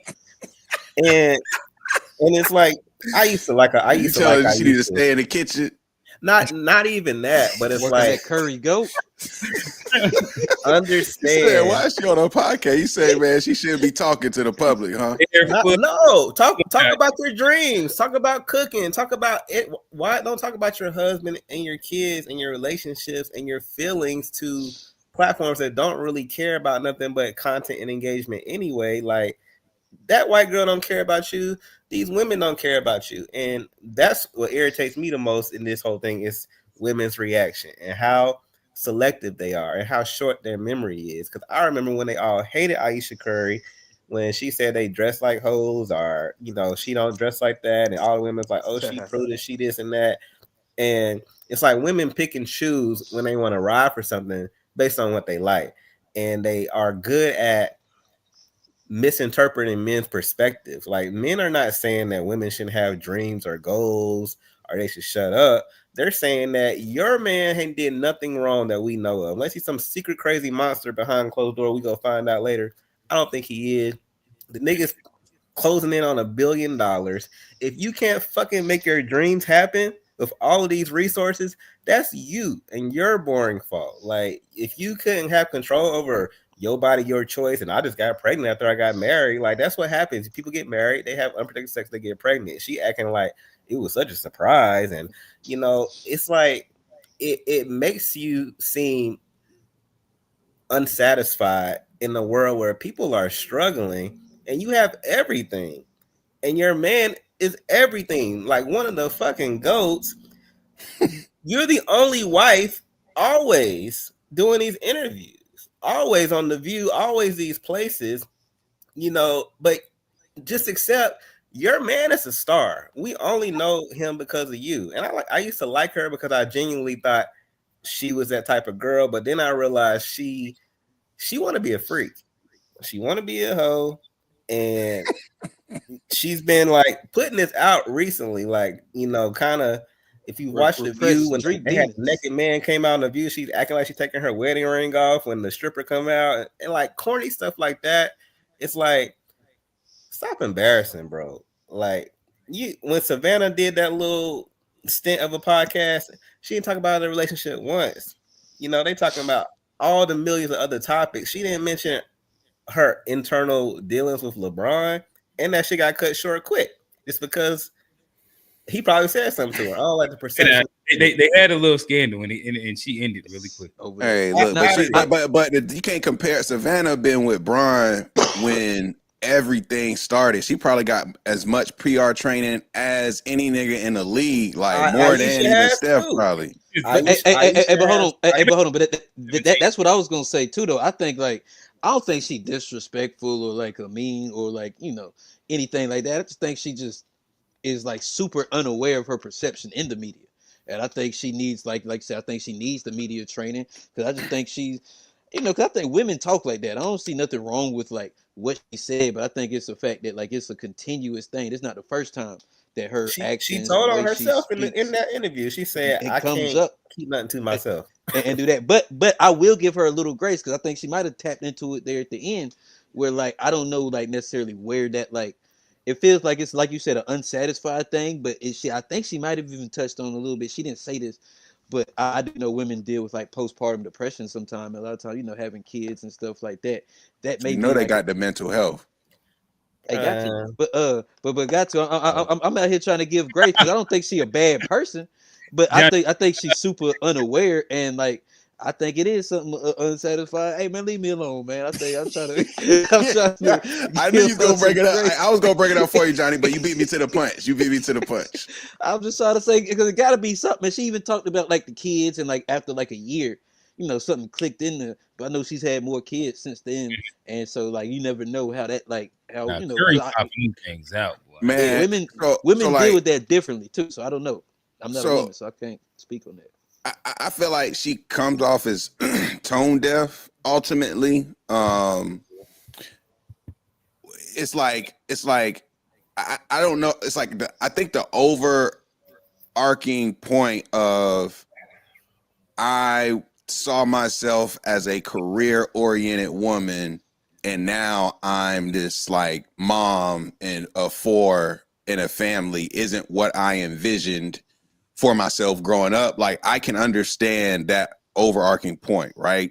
But the way she articulated it as if like, she said she didn't want to get married, didn't want to have kids. It'd be one thing if she says that and the history is you got pregnant well before you got married and then you got married after the kid and like things were kind of like not planned.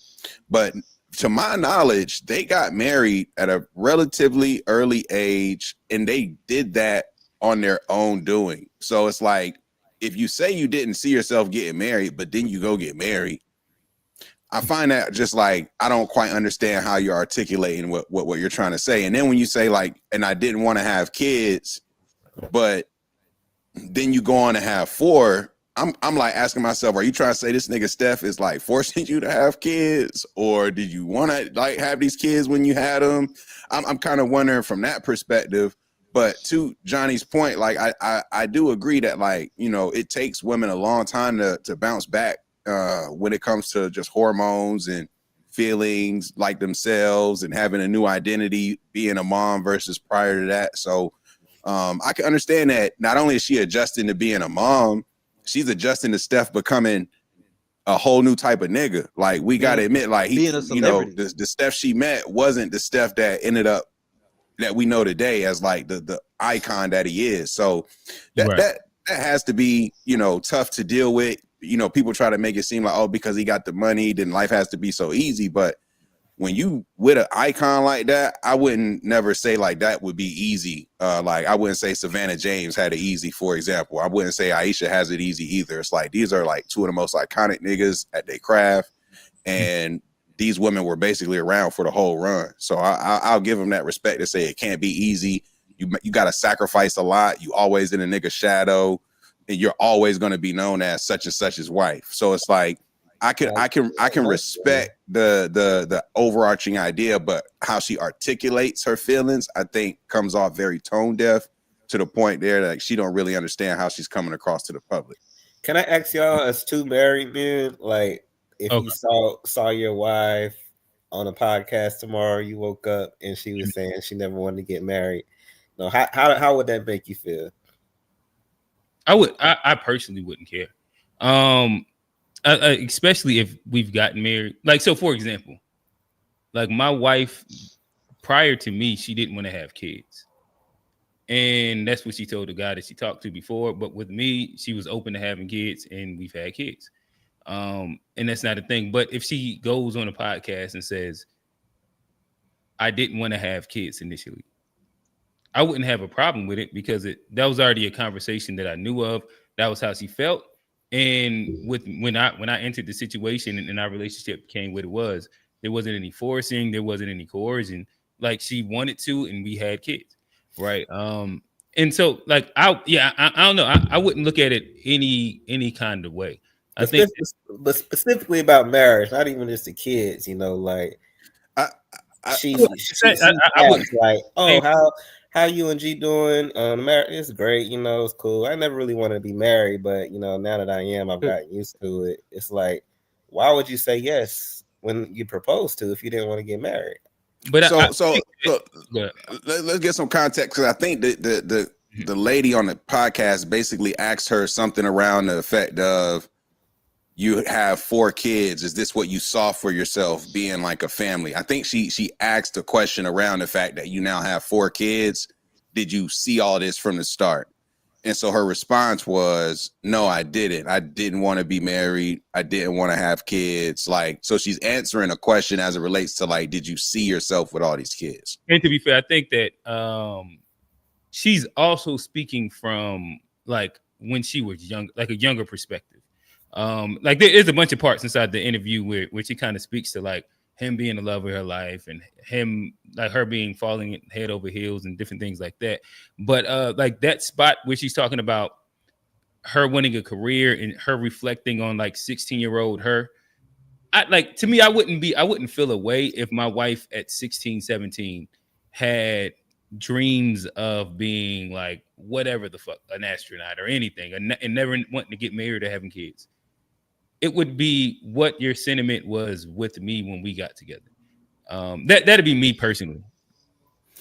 If so, I'll say this, Black. If I'm a nigga like Steph Curry, you don't need to say that about me. Like the PR team, I feel like we have a certain brand to uphold, and so because of that, because I'm Steph, when you do speak on me, don't say I can't resonate with you. Like, what are you talking about? I can't resonate and relate. Like little things like that. That would have been the biggest pet peeve for me personally, if I was just looking at it. Not so much what she said about wanting kids, being married, but once you start saying resonate, once you start saying, she was like, did you try to talk to him about it? And she'd be like, and then she said, oh, you're great. He was gracious, but he just can't resonate. And then I'm like, those things I would have preferred you not say about me in this interview. That's where I feel like she personally crossed the line. Was that part that crazy though? Like, if she, I didn't say it was that crazy. I just think, like, that's where she crossed the line. That's just to me where she crossed the line. Wouldn't have liked. For me, if that, like, I would prefer you could talk about you. You could talk about you. Your feelings, how you didn't want to be married, how you didn't want to have kids, and if somebody say, "Did you talk to your husband about this?" You can say, "I did." That's not, and that could be that. You don't need to talk about how I don't resonate with you, and don't do that part with that at all. She was talking about her career. And no. She identity. If we go back, she's just talking about the part where she said he doesn't resonate. He like being referred to. Yeah, exactly. That's all I'm talking about. Oh, so just saying resonate, not the fact that she was talking about it dealing with her having a lost identity and being wrapped up and not being able to chase the career, and him not being able to resonate with that because he's living out his dream career. I think that's like a fair. Nah. I don't like how she framed. Now we could go back and play it. The way that I heard it was, you talking about the girl asked her, "Did you talk to Steph about this?" And she tried to say. And she tried to say, I did, he's gracious, but he just can't resonate with me. He doesn't understand. He's like, why does this even matter? Like she went through some examples and stuff. For me personally, don't do that. What's funny is this interview. Do the no. No. Nah, that's funny with this interview. It was a long interview. The only part that's viral is her talking about her relationship with Steph. Because nobody gives a fuck about nothing else she's talking about. And I guarantee if she didn't mention him once, we wouldn't have even seen that thing. Like, so even still in the midst of your dreams, this man is still catapulting your voice. Like, I don't get it. And then the thing with the marriage is like, women make marriage like, on one hand, the cornerstone of success. If you're serious about them, you marry them. You're like, marriage is held to this thing. And then they're framing it as like marriage is a hindrance. It's holding you back from your dreams and your goals. So it's like, which one is it? Because the women just flip flop back and forth. Like, and I feel like it would depend on like the individual woman. Like some women want to be kept women, and then some women want to go out and like. I think it's a fair thing for a woman to say, I lost my identity after being married and having kids, or just even after having kids. Like I can understand like how transformative that is and how it's like who you were has to adjust. I can understand that. These with women, they'll often say that after becoming a mom, they didn't know who they was. A lot of NBA, NFL players say after they retire, they don't have no identity either, and they lost in trying to find themselves. So I mean, it goes both ways. It's no guarantee if she didn't get married and have kids, her dreams would have been fulfilled. You know, her career girl, all that stuff. She would have been successful. There is nothing this woman would have done in her dreams that will get her to this level of wealth and notoriety and fame that she has right now. I will say there's one thing that I just speculate. G, hold on. Before you add that, I just want to say, because like Steph, like I think it matters how he feels too. Because we talking about personally, and I think Steph hasn't necessarily said that he felt disrespected. No, he's defending her. Yeah, that's not his character. He's always gonna like support her because of this, because he feels like, all right, but like we don't necessarily. So I just gotta support everything she says and does in the public, you know, because that's his way of supporting her dreams. Her part of it is like having a voice, being able to go on podcasts. I support you. That's what you want to do. Go ahead, wife. Do your thing. So I might even encourage her to say some of that stuff, because if that's how she feels, he ain't encouraging that. That man is practicing and like worried about he's not. I guarantee the way their life and their schedule and training camp is set up, she's just off doing shit. People are like, oh, they had a conversation in bed and she's about to go. He didn't know that. He just defend her. I feel like she said he talked to him about it at one point. I feel like if the thing that, so I said the part that I personally didn't like about like talking about me, my ability to resonate. Like I feel like we could leave that off the script. But where I also feel like is a bit of an eyebrow raiser is in hearing more clips from the interview. It basically sounds like when she got with Steph and stayed with Steph, she didn't think he would become Steph Curry. Like she didn't. He's been lit though. He's been lit since AAU. No. Let's be honest. He can't be that lit when you go to Davidson. You can't be so lit when you go to Davidson. Hey, hold on. I almost went to Davidson. I got accepted. No. But you're not but so lit at that time period. If you end up playing ball at Davidson, let's just be honest. Ain't believe in him because of his size, but everywhere he played, he was good. Listen, we took them boys to the Elite Eight. But Johnny, I think that you was engineering for this. We done had Anthony Morrow and friends all talk about how the two guys that actually made it to the league, they was the last men on the bench in the AAU teams. Ish Smith and Steph Curry. So much that both of them, even though Dale Curry, he was the founder of the AAU, his son ended up going out and playing somewhere else. Like that, Yeah. that was the scenario of Steph playing basketball. I think even Steph took a generational run in that tournament as a junior. Like before the NCAA tournament, Steph was not on anybody's radar. Like, so let's just be clear. Like Steph turned into something overnight. Now, look, I'm not saying that she should have thought Steph was going to do X, Y, or Z. But what I'm just simply saying is it sounds like she got with a nigga who she didn't necessarily think was going to do much. Like that's what it sounds like to me. And if I'm that nigga, I'm like, damn, you ain't believing me like that, boo. Hey, G, how about this perspective? Maybe the nigga really liked this chick. Maybe he always wanted her. It sounded like in high school, like when they get married. And then, but I'm saying, but like niggas act like they ain't never had a girl they really wanted, and like they ain't go after her, and they finally get the like he yeah, this is the one. This is one. Yeah. School. Like so, I mean, I can't be mad at him. The nigga literally was like probably wanted this chick, and he probably waited. He probably like, look, I'm such and such, and eventually he won her over. But that's a normal thing, I thought. Like niggas supposed to get the can't even that, cheat, like, man. She gonna take half. He's stuck. I guess I'm the outlier POV on this one. I don't know if we just go by like her words, anything that she said that was crazy.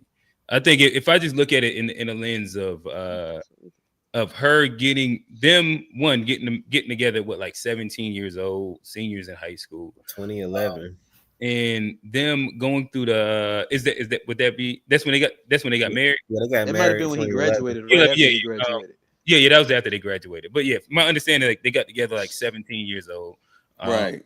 High school, they went to college together, and again, so they were dating before college. Like Johnny, I think you said you went on campus with Steph when you went to your Davidson visit. It's one of the best visits. Shout out to David. That's why I'm saying he was like under the radar, a mid-major talent, in which I think if I understand it correctly from the story that he tells, he had an option to walk on over at VTech because that's where his dad went, or he can go and get some bump at Davidson. He chose Davidson because he'll really play. Mm-hmm. But if you understand going mid-major out of high school, there's not really this idea that you're really going to make it.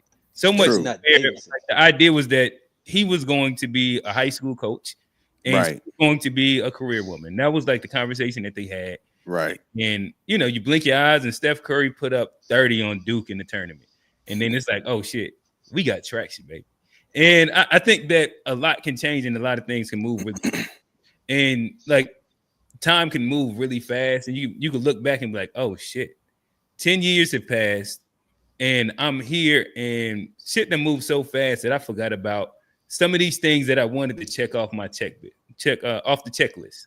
And when you look back, you'd be like, damn, the little girl in me or the little boy in me, I'm a guy. So like the little guy in me will look back and be like, damn, I wanted to do X, Y, and Z, but I got so caught up in doing like all my responsibilities that I kind of forgot some of the those things that would have helped me keep my identity. And then reflecting back, like to me, when I heard the conversation, it sounded like she said, I was never one to fantasize about putting on a dress to get married or like having a bunch of kids or anything like that. To me, that's different than saying I didn't want to get married and I didn't want to have kids. But her saying like, I see myself as like a career woman, business woman, getting out there, getting it. To me, I think that's a fair fair like thought to have. Like, damn, I thought that I was gonna go get it. Shit happened really fast. Because I also haven't heard her say that she was ungrateful or that she didn't like Steph or hint anything negative about Steph. But that's how it comes off, like indirectly sometimes. Something about his inability to resonate. That's kind of negative. Yeah, it comes off like. But hold on, but what I was gonna say, I think that's fair. No, what I was gonna say, I agree. I don't think she said nothing wrong, but I think her problem is she trying to have like that girl talk kind of talk on a podcast where like sometimes that's just how women like speak. But I don't think it's necessarily disrespectful. I think her only problem is that the only time we talk about her on the main thing is when it has to do with when she's speaking about Steph or something she's doing. But that's also because Steph is like if we look at the NBA in the past 10 years and we look at ratings and like who's like faces plastered, it's LeBron and Steph. Like both of them, if their wives speak, people are going to hyper critique anything that they say. And that's why Savannah shit was short-lived. Like it was critiques talking about an outfit, talking about the small little innuendos. And I'm sure Bron just snapped it really quickly. But like that's naturally what's going to happen. But I also think that like it's the space where I don't know if we actually care what women think, right, or how they feel per se, because I think it's like mad podcasts, in my opinion, that guys get and they get on and they talk about, damn, it'd be hard to stay faithful. It'd be hard to do X, Y, and Z.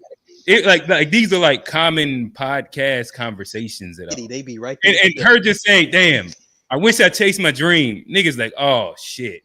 And I think that that's like an interesting concept. Yeah, I can agree with that. I can agree with I that. also think it's Steph too, though. I think niggas just kind of like, because he ain't got no chinks. I get it. Like he ain't got no chinks. Run. Neither one of them got chinks. So if they woman say something or if his son bad, we gonna drag. You remember when Ayesha had a cooking show? She had a whole like cooking This run. was like I'll be meaning by short memory because I really used to like her and follow her heavily and stuff. And I remember her being on that show talking about she living her dream. She always wanted to do this stuff. And then I remember her cutting it off, saying that she got bored with it as well. So it's like, do you honestly believe she don't have the resources or the space with nannies or family to help with kids to where if there's something that she wants to accomplish, she can't? Like, I feel like the only thing that's limiting her. Nobody's saying that she can't. I think she was just. I think she was just like She's saying she can. Well, I don't think that she can't as much as like she doesn't like right now. Even what we're saying kind of speaks to what she's saying, where most of our identity is wrapped up in Steph Curry. So no matter in the history of sports, do you know any sports star whose wife had motion on an equal level that wasn't already? Yeah. All right, so I guess like you make it a point. Yeah, because I don't think that she's ever going to have Steph Curry motion, and like that just is what it is. But I mean, even like her own lane or something that's like consistently hers. It's like or any wife. So I think that what she's hoping for is a pipe dream. He said any wife. Right. I'm saying any wife in the history of sports. When does this happen? I think that's what she. But I think that a Black. I think that's what she's speaking to, and that's the only thing. Like she's venting it. She's not saying she's ungrateful. She's just saying maybe I had these things going on before. I didn't necessarily get to accomplish or chase those things. Your husband worked 800 million. I don't hear it. Call you on. I think that they have made a whole industry based around basketball wives and girlfriends. Them motherfuckers then found their way, like whether it's Shaquille O'Neal wife, Larsa Pippen, like they, like all the little basketball wives, they do be finding their way to make careers out of being messy divorcees for sure. Yeah, but that seems like that's got to be her next path. I hope not, but to me, I think that she's searching for a pipe dream. But I also understand from a human level of like losing yourself or what you felt was yourself inside a relationship, and then looking back and like, damn, like I don't know who I am specifically. I totally understand that. I don't want this leads me to this question. So I'm gonna throw it to you first, Hey Black. Have any of y'all ever, inside any relationship that you've been in, lost yourself for a period of time? Yes, absolutely, absolutely. And like I said, that is a real thing, but I'm still not going on no podcast to talk about it while I'm still in a relationship. Now, if we done broke up and stuff, or we're divorced and we're exes, and I'm telling my truth and it's my story, that's one thing. You do the podcast, I still got to go home to this person that I just said I ain't never really want to be married to, or that don't resonate with me, or that don't understand that I still had dreams and goals. And he's like, what more can you possibly dream about? I've given you everything. You can do anything. I get it. What more do you want? Why are y'all so insatiable? Me. What's the Tyrese me? Oh yeah. What more do you want from me? What do you want? Because it's like the women are never satisfied, bro. Like she got all of this and it still ain't enough. I get it. Like a lot of people ain't satisfied. The people, I'm saying the people who commit suicide the most are some of the richest people. Like a lot of, like I think that's just a human nature thing, like in being insatiable. But I think with the fact what she's speaking on is like it has real valid facts as far as like if I had certain dreams and my life got not necessarily derail, but it took a different path. No matter how grateful I am for this path, I still mourn the person who I could have been. And I think that's all she's saying. Now, It's just pointless to me because it's like you're never gonna be that person. Embrace but who that's you her. are, But I mean, who I you think she's speaking become. on like her truth. And I will say this: like Steph Curry, it seems like he's very comfortable with his woman going out and doing that. So it seems like these might be things he already know about her, things they've discussed. Because like anytime like these things come out, he always have his woman back. So it make me think that like he got to be solid with the shit. Or Yeah, I think Steph don't really care that much. It's just like whatever, happy wife, happy life. You want to go on a podcast today, baby? Go ahead. Like I'm about to go keep making these millions, being great, making these threes that you can't resonate with because you can't make a three. Like they don't like go that do resonate. go do all of that. But like I say, have dreams, have goals. Everything is She just can't not for resonate public to be a consumption. triple team the whole game, huh? She don't even understand that type of Nigga, I pressure. shoot Never 43.3% from never got three. trapped at full She court. can't resonate with that 94 peak pickup. She 50, can't even 40, resonate. 90. Shorty resonate with that. If I'm Steph, I'm like, bitch, I had to play against LeBron in multiple finals. Can you resonate with that? Like, hey, she Well, can't. say he would probably say that on his podcast. She just Yeah. don't get it. Man. Oh, but I guess my only I don't know if it's pushback, but I asked you this question. So from the To Be Fair show to just the guests and maybe sometimes here on Unpacked, we get some married guys that get on here and drag and say some wild shit also. Does the same thing apply to married men, or is it just kind of like a one-way street? No, what's you an got example of a married both. man is Both. Say that A lot of married men get lost. Things that I can't. Well, I can say because I guess all of them be. It's a bunch. What will be one that would stick? I ain't never heard a married man on a podcast be like, I ain't never really gonna marry her. But It's. Let me see. Well, like going to the club or something. Not the same. Say names. Like we didn't had like married men speak about cheating. What isn't cheating? What like we can kind of go down the line. Oh yeah, no, these but like are they speaking their truth? Listen, I'm avoiding my truth. Make sure that I don't get. Listen.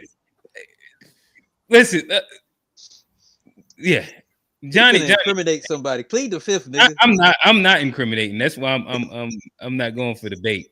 But I'm trying to think of like what are the more easier ones that I can say. But like there's been times that like married men come on the podcast. If a nigga got a definition of cheating and his girl agree to that definition, then he can talk about that. People come back and retract and walk back statements for sure. Like those things be happening all the time. Like this isn't like a no. Husband's got a duty too, and you just get some shit off and then be like, damn. And then husband's got a duty too. It goes both ways. It goes both ways. You know, LeBron do a great job of it. He don't never make Savannah look crazy out in public. He don't never say nothing crazy. He know the cameras around. He look like the family guy. He's just here to happy to see his wife. Even if it's real or not real, he knows how to make it, package it up. I got a question, G. And this is for the married men. Hey, Black, you in this too. You engaged. You better be there. But as a man, if you are the provider, do you get more of a pass? Yeah, if you're the breadwinner, if you're like in a position like Steph or like a LeBron, do you get more of a pass for doing that to your woman? Oh yeah, see that was listen. I didn't see heard. I say, do you get a pass? Like, does it matter? Like, here's what I'll say. See, these other niggas they don't got the equity. They don't want to answer. They don't want to answer because they don't got the equity. I have no problem answering. I'm laughing at A Black. Yeah, A Black hilarious. Like I'm just saying, like dialogue got to be. Listen, only sign language. I'm happy to answer that question. I'm happy to answer that question. Like I don't believe in if you're the breadwinner, you get to cheat and what is it? What I didn't say cheat. I didn't say cheat. I'm talking about just like the like maybe like the like the talking about your relationship and not you get to drag more. No, Johnny, are we talking about extremes like a LeBron amount of money, a Steph amount of money, or are we just talking about like regular nigga doing the breadwinning? Like what levels we talking?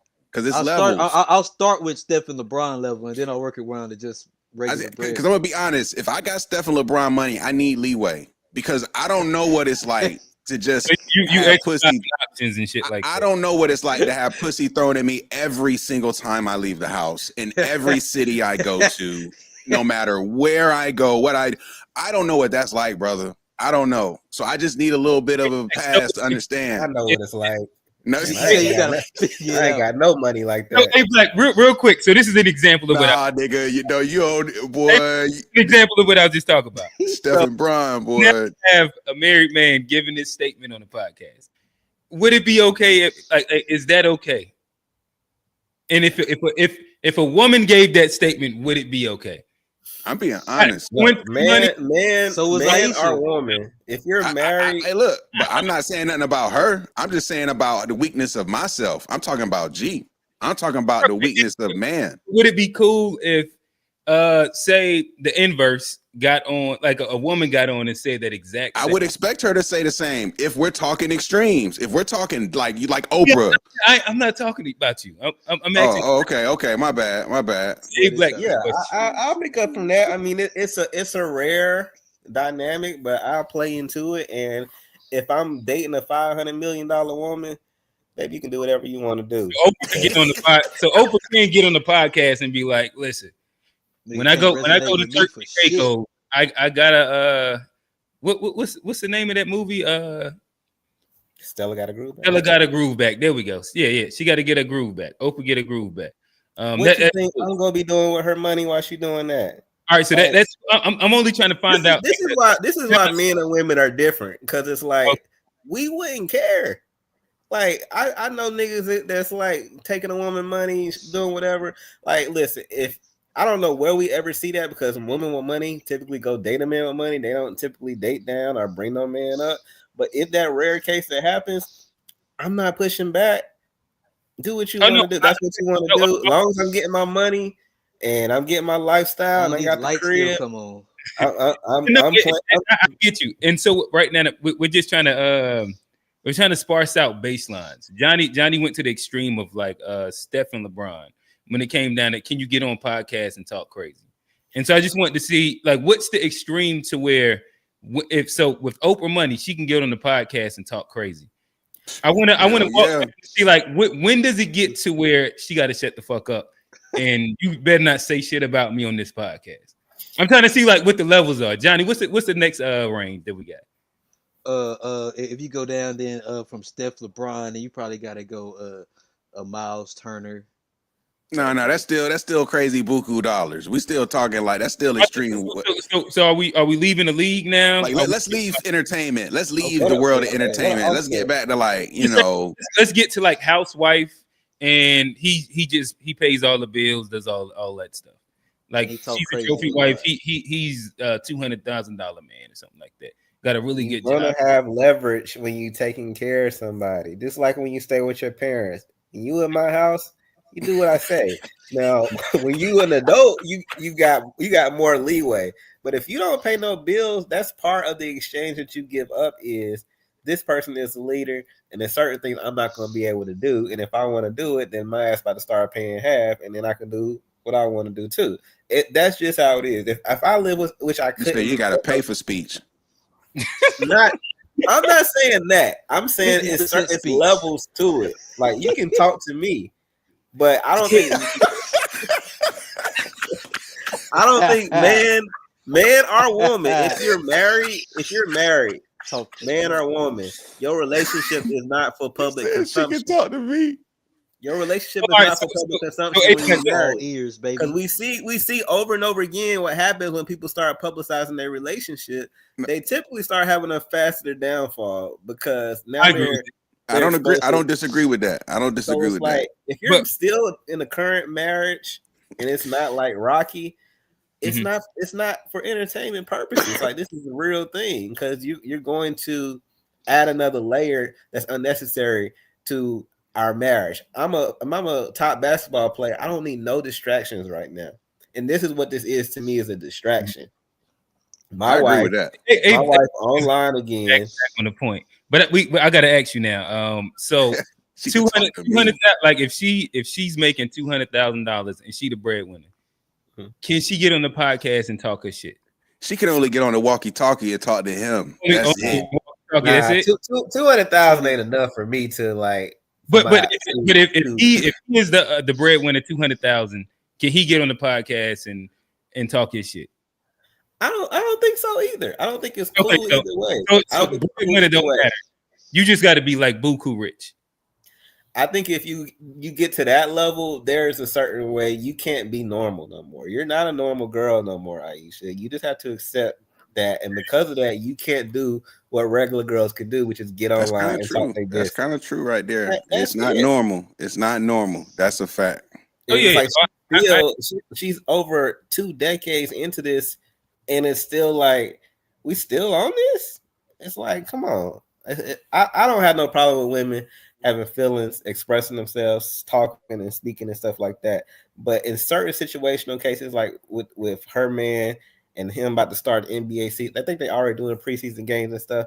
I don't want no distractions, man. Like this, don't get our name in the public sphere for no BS or anything. I don't even want to have to be in a position where I gotta defend you. I'm going to because we're a family. You got my kids, but I don't even want to be in that position where I gotta defend you. Like, I think that's fair. I do think that's fair in terms of causing unnecessary distractions as a professional athlete.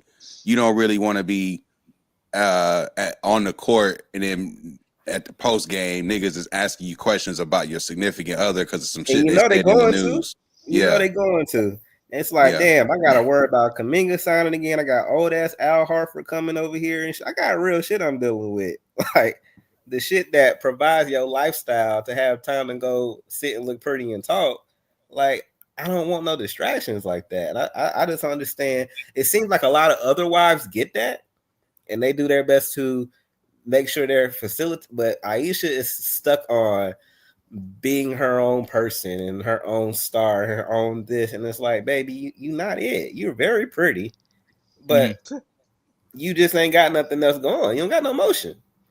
And I get that. I think that there's probably a couple things in play. One, I will say that I do think that the majority of basketball wives end up being crash outs. I don't think that Brittany Renner is like the outlier. I think that most of them just don't have big enough platforms to where they can crash out, or their guy's not big enough inside the sense of like a Steph or LeBron, a true star. But the divorce rate and the social media drama shit, it runs rampant. I don't think like it's explicit to her, but I think that another thing that's probably interesting to say, and I think that maybe you started alluding to it before we got on.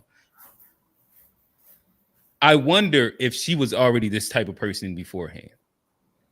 And if she was already that type of person beforehand and in college, Steph understood what he was marrying also. That's true. And that would be the other side to the coin, in my opinion. I don't think so. I think Ayesha has been intoxicated by the attention that she gets every time. She's the baddest one in her high school. That's a different level of attention.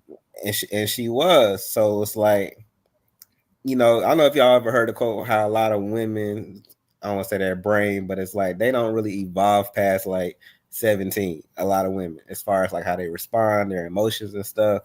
And a lot of them kind of get stuck in that space. But she's still in her mind, and she is hot. I didn't go front. Ayesha's fine, but she's is that like a study you read? No, it's a real thing. I'll send it to you. I'm not articulating it right, but the thing is like emotionally, a lot of women don't develop past like their high school years. But isn't that like men too? I think that most people peak inside high school. Yeah, I think that's like a human thing versus a woman thing. True. If we being fair. Yeah, men and women. If that was your peak, then that might be where you are emotionally still at in a lot of ways because you're always trying to reclaim your peak. So I think that it can be men and women for sure. But yeah, I think she was always kind of used to being this hot girl, and she's gotten attention in certain spurts over the years, and she likes it. She likes her name in the news. She likes that she gets called for interviews and stuff. So I think fame and money definitely changes people. So I don't think she's always. I wouldn't say she's like this before, and Steph didn't see it. I think that they've been together over 20 years, and she's changed. You know, people change, and then you got that money, that fame, and your husband who just continues to rise and rise and break limits. You know, she's just evolving and changing like what she values and still trying to seek attention. I feel like I don't know. To me, more times than not, most people, especially women, they show you who they are fairly, like within about 1 to 2 years. They kind of show you like certain traits where, like, if you're attention seeking, you can kind of like pick up on that. If they're like, when I'm 17 versus like 37, that's a 20-year gap of change. Like she could have been the most wholesome type girl, like the shit that Steph fell in love with had like none of this. Now she living the life. She's a millionaire. She wearing this, she wearing that. That changes somebody's psyche and their value. Like she is completely a different person than probably who he met. And so if they don't grow together, they're gonna split. But I'm hoping that they're evolving together. To me, Why you think they go? Why you think they gonna split? Right? Because his dad split. Oh, they And, did. I mean, only way they won't split. I don't know their prenup agreement.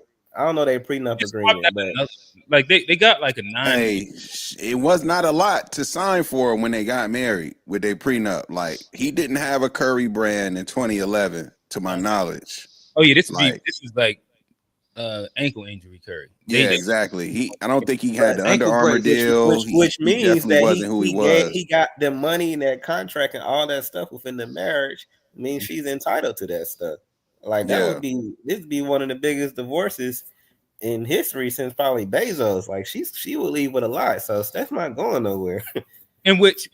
But I guess to be fair, like I don't know her to have spoken about not wanting to be with Curry. I actually found, what is it? Oh, matter of fact, let's play a couple clips. We can play a couple clips, then we'll bring in Quincy and call then.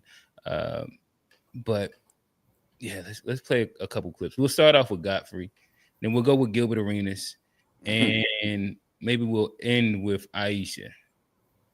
A laptop about to die.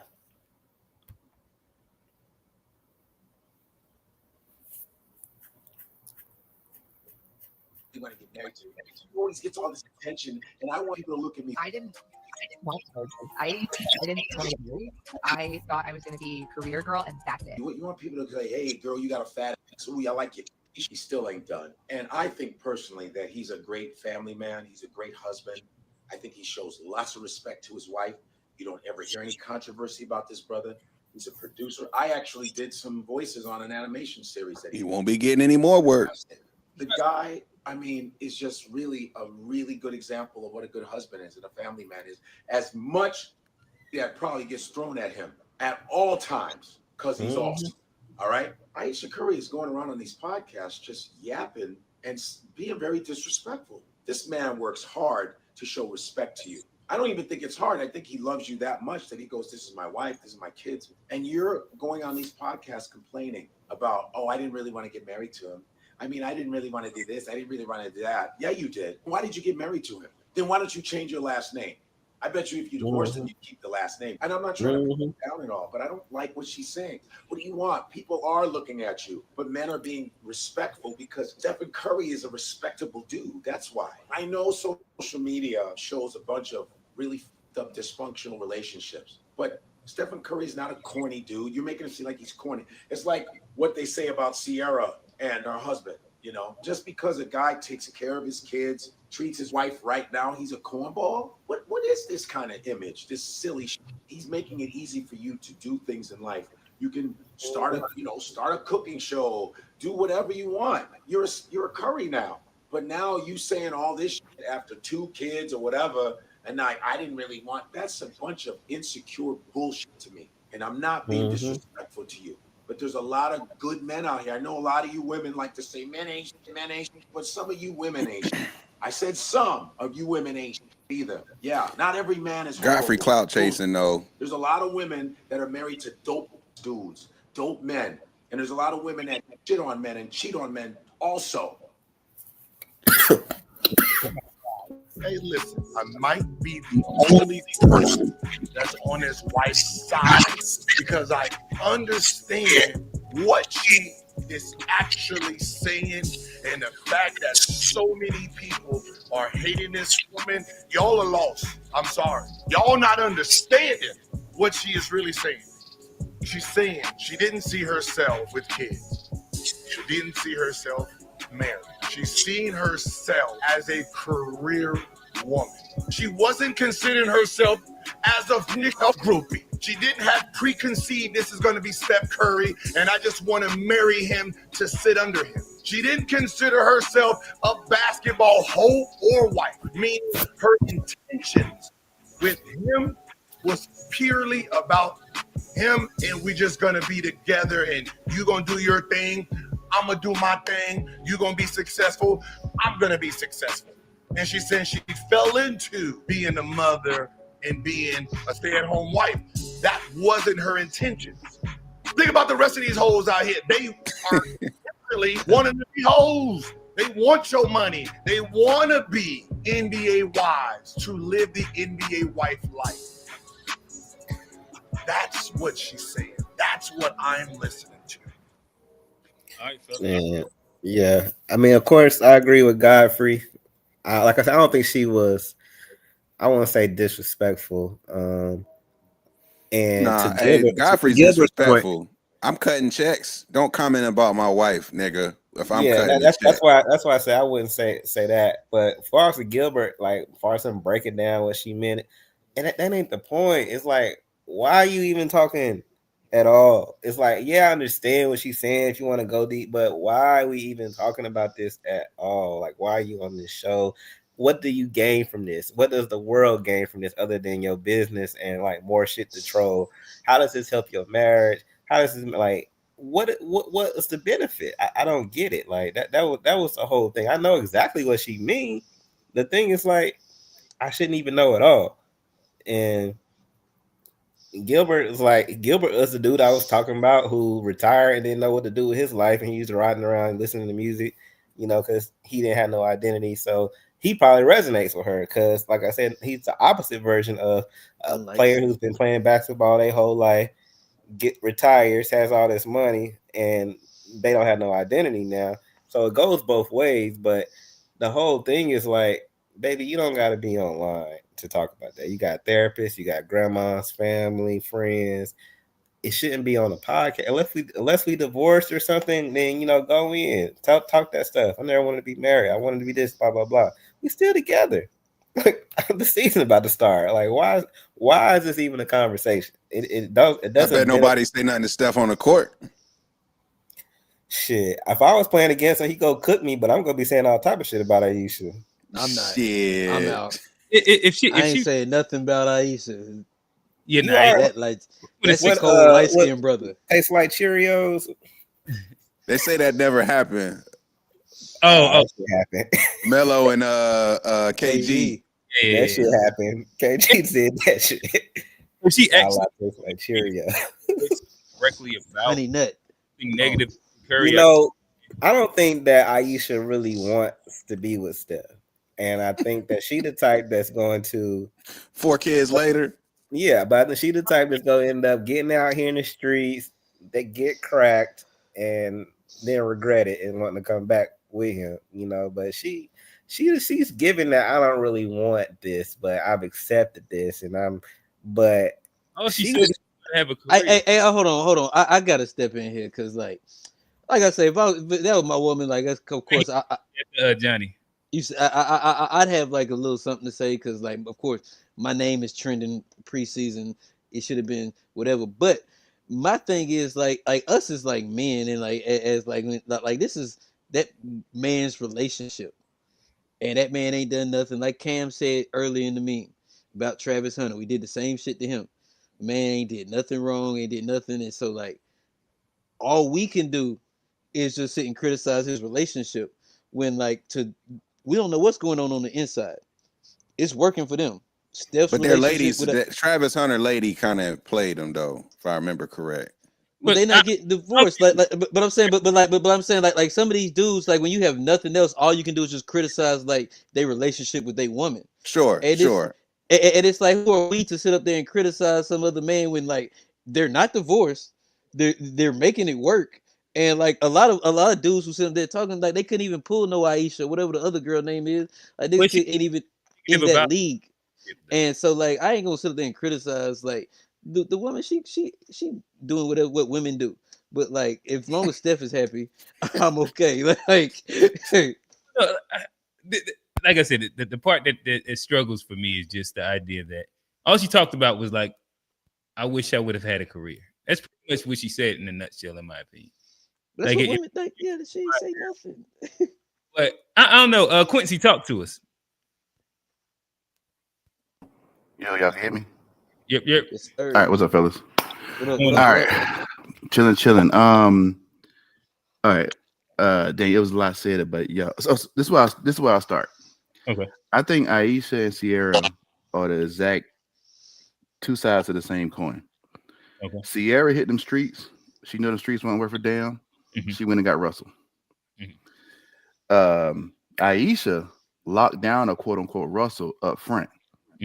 She ain't been out there in them streets At all. so Yeah. she can't appreciate Steph the way that Sierra appreciated Russell. Because she ain't been out there like that. And I think she really just want to go out there and have a little whole phase. And everybody, we all know, like, hey man, that gets old real quick.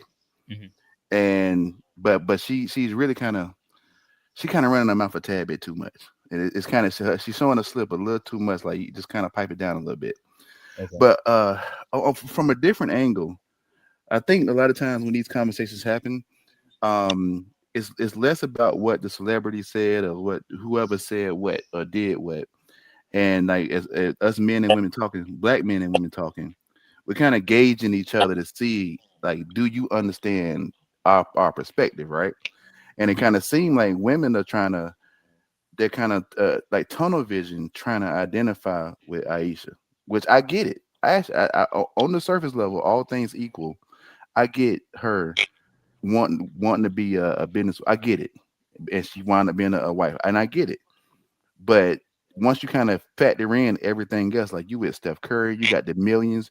You can start any business that you want. And you saying this to us regular folks who got to go to work every day.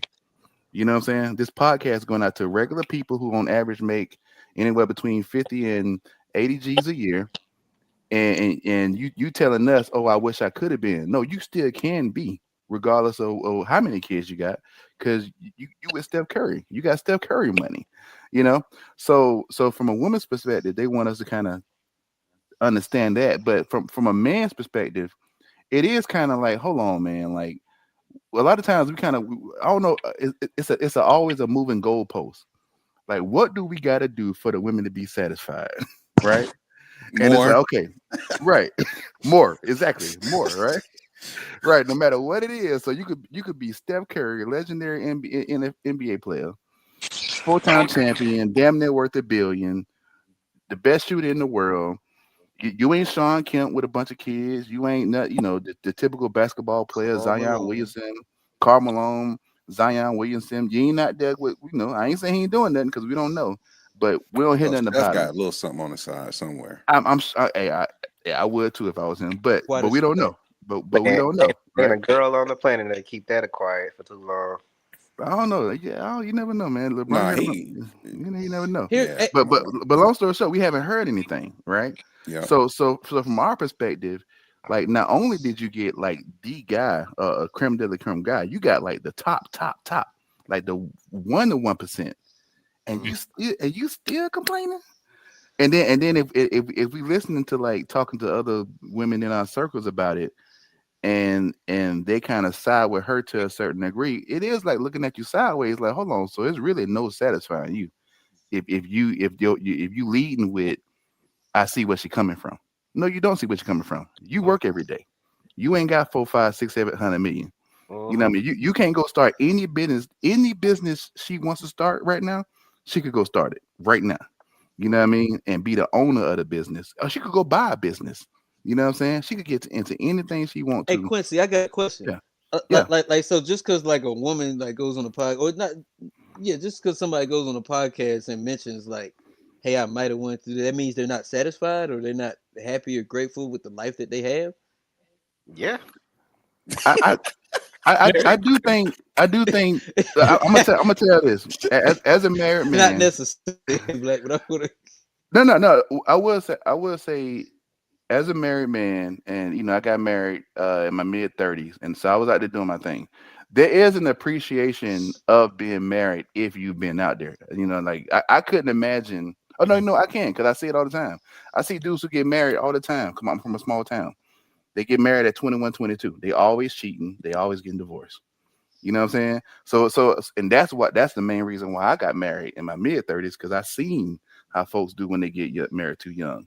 So I'm not saying she ain't happy. I ain't saying all of that. I'm just saying her eyes is like kind of keep getting pulled, gaze over in the distance, and like we all know, like you might look, but you just keep it moving. You know what I mean? But because you've been there, done that. But if you've never been out there and did it, then the attraction of what you hadn't experienced may be greater because you hadn't experienced it. But I guess my question is like how do we keep on like as far as like say the guy like because I know I know people from my hometown that got married at a young age. Like, what's the difference in their satisfaction with their marriage getting like married at a young age versus like Steph Curry and them getting married at a young age? $800 million. Right. And But honestly, she don't have that. He got Yes, that, she so I can do. understand him No, she saying got that. it. That's her money too. She got it. I guess like to me, well, one, I'm with Quincy in the idea that like I don't necessarily advocate for getting married really young. And I think that the majority of the issues inside their relationship comes from that whole thing. When they weren't able to kind of like branch off and be their own person and develop. Well, she wasn't able to, like Steph Curry was still Steph Curry. So like whether he got married or not, he's gonna be Steph Curry. But because of she got married so young, she wasn't able to develop her own identity. And to me, most of the things seem like they revolve based around bound around her identity. As it Is comes there down, any fix to that though? as it comes down to the like being able to, I think one, like I said, one of the things is the identity thing, and then other thing is that sometimes we confuse that everybody wants to be saved, in which I don't know that to be true. Same way, like I don't know everybody just to care about how much money they make. Like I got people that I know that have taken pay cuts to do what they actually want to do, and like people look at them crazy, but like that's what they want to do. In comparison to like I don't know every woman to specifically want to be a housewife and be satisfied with that, and or everything that you have be given and it looked at it as given. So if her personality type is that I want it to be a go-getter, I want it to be somebody that accomplished, I think that it's always going to be that. And where like there's a bunch of women who all they whole dream was to be saved, be a housewife. And I think that probably matches up more. What was the last thing you said? Oh, if a woman identifies with her, I think that identifying in my opinion, it just depends on where they identify as. Quincy, do you got kids? Yeah. Yep. Oh yeah, we talked about this. And so you're likely around like different moms and different things like that at different times, different kids play dates or what is it? What did you say? The Rubik's Cube tournaments. So as a part of that, if you having conversations inside groups, have you had the conversations where like mothers speak about losing a bit of their own identity when they had a kid? Oh no, because I'm married, so I don't talk to the women like that. Oh no, you've been around like the conversations where women have spoken about that. Not at all. Not anybody that I meet through the kid. Now my wife or maybe her friends, they might have them like just on a Friday night, chilling or whatever. I might overhear some conversations, but yeah, like I said, I do understand it. I 100% understand the concept of getting lost in it, because like I said, as men, shoot, if you have a kid too young, you ain't really free to go out there and chase the dreams that you want to That's what chase. flip it to is the other side is that like I know Yeah. guys that once they had a kid that could be in high school, then they dropped off the football team, basketball team, band, or whatever they was on, or Mhm. you had a kid in college and like all these things like you wanted to be producer XYZ with the camera doing XYZ, making you know what I mean, like a bunch of different things, and it Mhm. happened. They got the job at Walmart warehouse.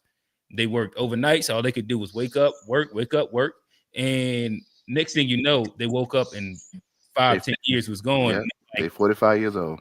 you having a conversation with them, and they having that same version of resentment. Not Mhm. Also know them people too that had kids and it was a motivating thing. Like I feel like it's this thing of like kids and marriage deter or delay everybody. It's But motivating. sometimes it's the It's only opposite. motivating if you ain't got yeah, no money though. yeah, but I say I wouldn't because like I'll be an example. Like I had my son in like 21, and I still did all the things that I specifically wanted to do. Like it's not specific to me, but I also know that there's some people that definitely within my radius that had harder lives, and it took a different version of things for them to be able to make sure that they stayed afloat. And I've seen them be resentful of like some of the quote unquote lost dreams that they wasn't able to chase. Let me just ask a question because like I think we come into a space where like we all agree that like some of the things Aisha is talking about isn't necessarily like an ungrateful woman, but more just like a human nature thing. But like, why is she like the one that's like so like she's just speaking her truth necessarily like as a person that like has dreams, but why are we so like upset with her versus like Cause she she's rich. just speak like she's just going through like just a human like thing as far as But like she's people not don't saying like nothing hearing necessarily nasty privileged people towards Steph. complain. You say what? Like people just naturally don't like hearing privileged people complain. Like Mhm. Quincy was saying earlier, like people got to get up and go to work tomorrow, and you don't. Like you can create any dream you want to. If you're such a career businesswoman, double your man's wealth. Like be like Gucci Man wife or something. Like So it's you Black, is it an overall lack of like empathy and care for people who have like money, like wealthy people? Nah, it's just a tone deafness to not really understand your place in society. Like where Mhm. you're not in the position. I won't say you can't complain, but like I said, people don't want to hear you complaining. Like nobody wants to hear rich people Okay. tears. Like it's like because everybody's like, well, if I was in your position, I would do this, I would do that. You know, I would have created an Ayesha Curry school for girls. Like I would have did. So it's like what? Unless like I say, unless Steph is some secret monster we don't know, he's specifically stomping out her dreams, which I don't think he's doing, but I don't know, then that's another thing. But I feel like she in a position where she can do anything she wants, and she Mhm. chooses to talk on podcasts. Mhm. And if I could jump in too, But just being petty, dude. She a pretty light skinned girl with green eyes. Hmm. She hit the genetics lottery. She hit the lottery with getting with Steph, who turned into Steph Curry. And like I said, she can do anything she want to do.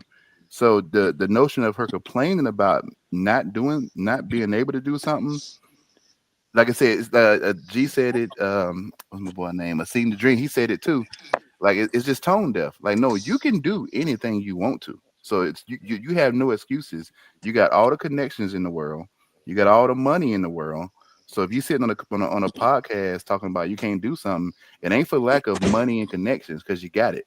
And so the whole notion of trying to relate to us regular folks who gotta get it out the mud. Hey, Even but if you know, Quincy, hey, yeah. but Quincy, I think y'all missing it because like Asking. I don't think it's necessarily about like she's like complaining about like a lack of money or anything or a lack of like opportunity or lack of like being able to do said thing. I think she's more so like remorsing in the fact that she didn't do said thing and Yeah, that but they she young though. How old are they?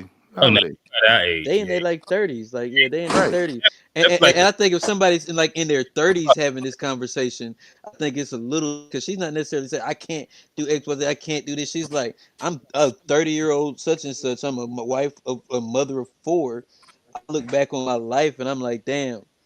even if I didn't marry this guy, I could have probably did such and such that's exciting. And that's all I'm saying. It's like even men have those same things. Like the football player who got married, and he's like, well, damn, if I didn't marry this girl when I was 20, who imagine me living this football life, what I could have did without this wife, or such and such. And I think that's all. She not necessarily say she don't appreciate it, but it's just a life could have been so different. And like Q said, getting married at such a young age, it always leaves those questions out there for anybody, man or woman. What's she on, like baby 5 now? She pregnant? They just Yeah. Oh, they just popped. Oh, they just had it's either 4 or 5. It's Come 4. on, I thought Aisha. it's 4. Aisha, what they have? 4 or 5? Four. I thought she just had the 4th one. Okay, then it's 4. Yeah. I know. I thought you said she was pregnant with a 5th one. I was like, oh. I don't know if she's pregnant. I don't think so. Yeah, but she will be soon after this because he about to sit her ass back down. Yeah, listen. To me, the funniest thing is that every time you see the clips of her doing something crazy, she be on that pregnancy weight. Yeah, time for you to sit down again. Yeah, but see, the thing it might be the hormones. She don't have an excuse, but she don't have an excuse though. Like it's for regular people. Having 4 or 5 kids in your mid 30s is a hindrance for regular people. She ain't regular people, man. Like but we only looking at this from a poor people's perspective. Like, but you know what? She is too. But she is too, because we all see the possibilities in her life that outside of money. Like we're talking about it in money. What is her? It's just tone deaf at the end of the day. Like I said, her message is one thing, but she didn't. You know, at the end of the day, communication is a 2-way street. But she didn't deliver the message to the best of her ability. I can understand the tone deafness, but it don't take away from the message. But it does. That's the issue with it being tone deaf. It's crazy, right? Like, how would you like her to answer the question if somebody says, "Have you always wanted to be a wife with 4 kids?" Right. No, I didn't always see that for myself. That's what you said. I wanted to be. I didn't always see that for myself. I wanted to be a career woman. But I think the part she's leaving out that she don't want to say. What's crazy about that? I know, but I think the part she's more leaving than out that she don't want to say is that she wanted to be the young girl in her 20s, you know, flying to, you know, maybe like working for Accenture and flying out here for a meeting, flying there for a meeting. She wanted that experience at a certain time because that goes. And that's fine, but she didn't say that though, and that's why I'm saying, hey, how old is she? She's like mid 30s or late 30s or whatnot. Why she still can do it. She still can do it. She still got. Dude, I mean, we know we're not mid late 30s, 40s, or whatever, dude. So you don't think she's a disrespectful woman? You think she's just a tone deaf, privileged person? Yes. I think she's disrespectful unintentionally because she's tone deaf. As a wife?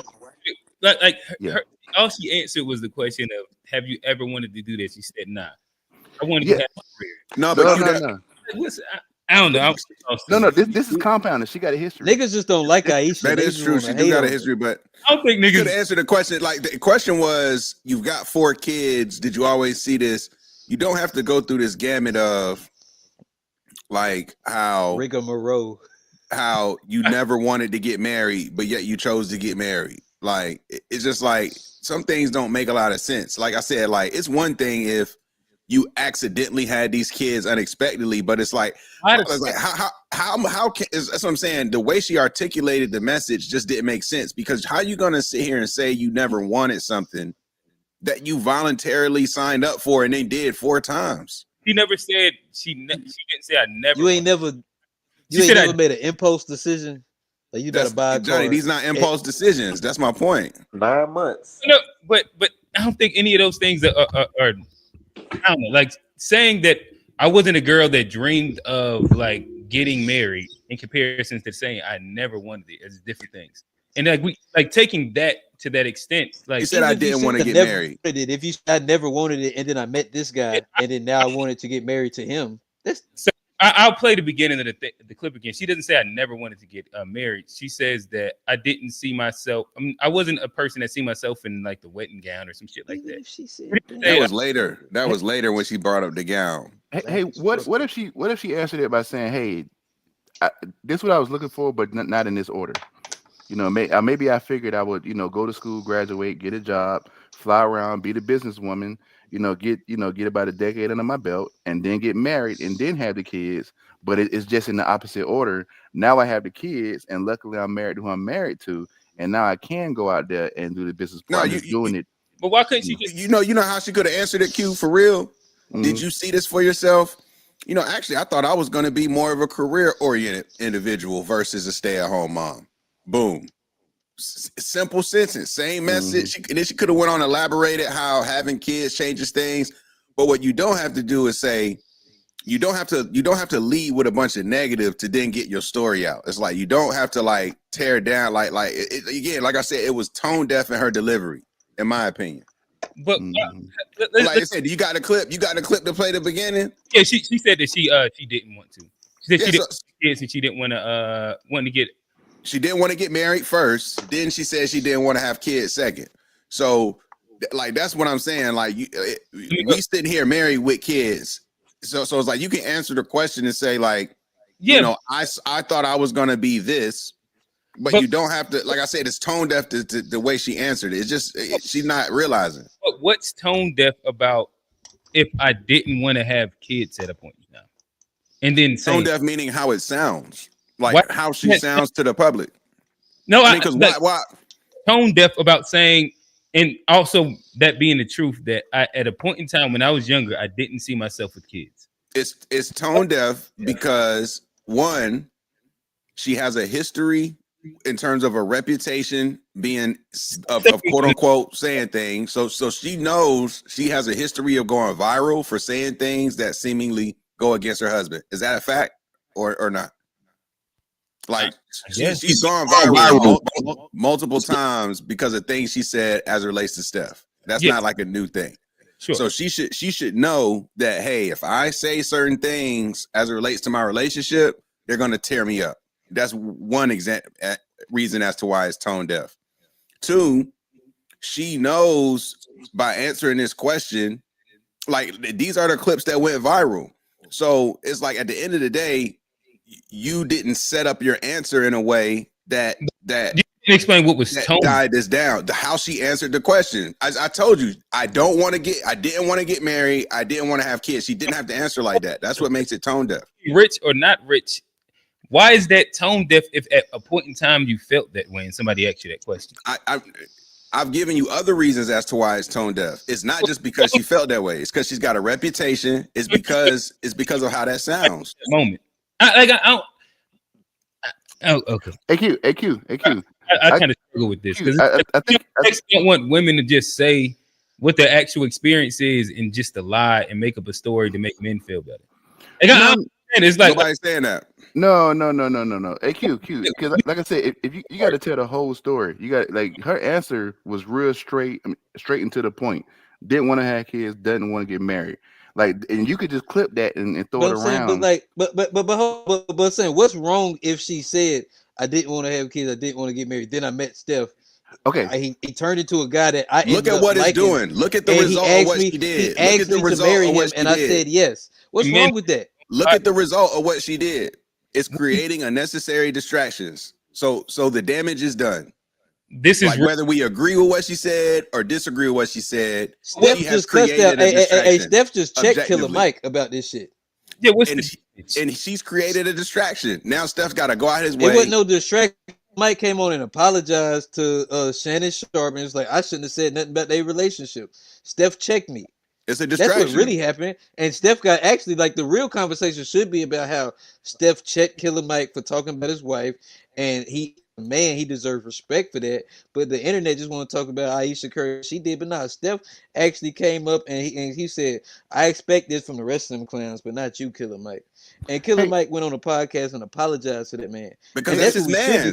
They got a different relationship. So it's like not you, somebody I think I got to like same thing. But that's his wife. I don't think the one that know Ayesha better than all of us. Godfrey breaks bread. I'm getting checks. He knew Ayesha before we knew Ayesha. He knew Ayesha when she didn't want to marry him, and he still chose to marry her. What? But hold on, but see, he knew Ayesha when Ayesha didn't want to marry him. And she didn't like him. Who did? Steph. And he still asked that woman to marry him, and then so what they got to do with because y'all who are cares talking if she about didn't want to get married to him or not? Why does that matter at this point? I'm not arguing that. I'm not. All I'm saying is she was tone deaf. Period. And the evidence is clear as to how it sounded tone deaf. Like I don't know how y'all can accept that how the delivery was tone deaf given the reactions. Hey, Like hey, she's clearly what if you created a flip it? distraction. I think that, What like if you flip it? What if you flip it? But the way she felt, like I don't see where it's tone deaf, only because maybe my definition of tone deaf might be a little different. If you ask somebody how they felt previously and they just tell the truth, and it has nothing to do with like their current status and like their current privilege, and they're just saying like, hey, when I was younger, I didn't see myself as this, and the person asking that, I don't see how that would be tone deaf.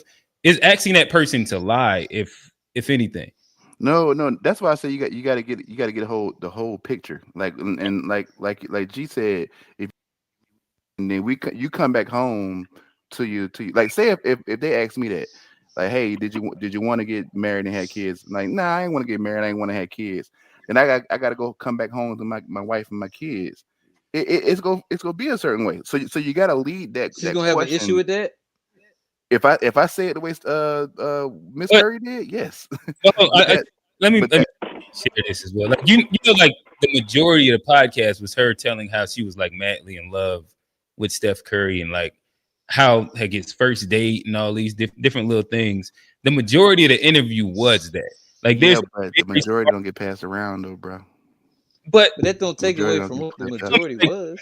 Like is it really she just goes up and just speaks about what we care for her to speak, or do you want to hear what she actually thinks? But we're not talking about the whole interview. We just talking about those clips. Because of like, I don't know why it hurts people's feelings to hear like, hey, at one point I did, like I had dreams or something like that. I don't know. It's just to me, it's interesting. Why do y'all want to attack both of them because of that? Like people attacking Ayesha and Steph. I'm saying like Steph getting attacked, like he had to go I'm not against attacking Killer anybody. Mike. Do y'all not think like sometimes women don't want to have kids and then they want to have kids at a point in time? Yeah, if they meet that nigga, like hold on, he ain't hold on. never Men, women, everybody. I think y'all she keep beat that motherfucker. I'm that nigga. Of course she want to have kids with your boy. It's just a better way for her to Why answer wouldn't the she? question. It's a better way for her to answer the question, especially if like G said, she got a history of putting her foot in her mouth. At some That's point, what makes it tone deaf more than anything is the history. Like you've got a history. Keep inferring things that she said bad and nothing that was actually bad. She never did anything wrong about Steph at all in the interview. Hey, look, it's a number of podcasts. Steph don't. I'm unsatisfied with the marriage. Everything is just like inferences that want to make her say. But I'm with you. No, I'm with you. But look, it's a number of podcasts I listen to, and people are coming out and saying it out loud. Hold on, this might get clipped. Let me make sure I answer this the right way, because people understand how podcasts work and how the internet work. So they frame when they answer the questions, they making sure they answer it in the right way, so it don't get clipped, don't get passed around. Right now, and that means we hating on Ayesha because she's dumb. I don't think that she's dumb. I'm just saying it's based on what they saying. Like if you just hating on dumb, tone deaf, unaware, like they're all in the same boat. Like however you want to call it, she was not thinking when she answered that question. Like it's so simple. That you didn't want to have kids and didn't want to get married at a point in time. Like if you didn't want to do that, why does that matter? No, Q, that's not. You're missing what I'm saying. It's how she said it. It's not what she said. It was how it was said. It was how it was delivered. That's what it is. It's not the point of what she said is okay. How she delivered her point made it sound tone deaf. Let's watch this one more time. Started from the beginning with got the question or nah? Yeah, I think this is the other one. I'll play this after. I don't know.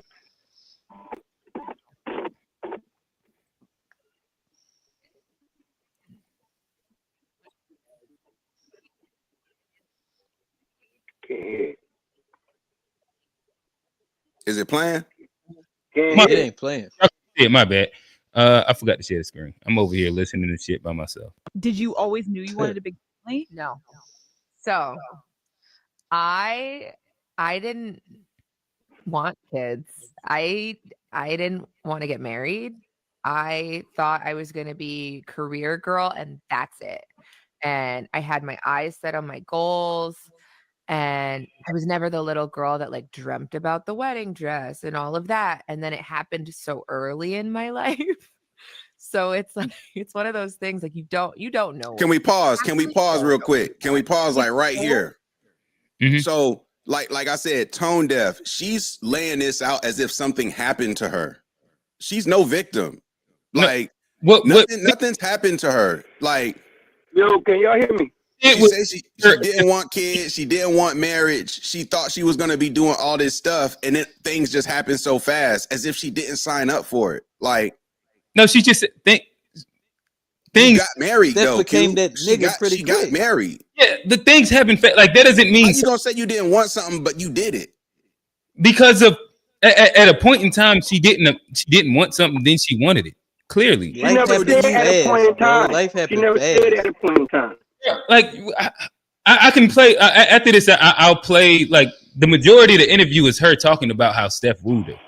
Like if somebody asks you, "Did you always see this?" and no, I didn't always see this.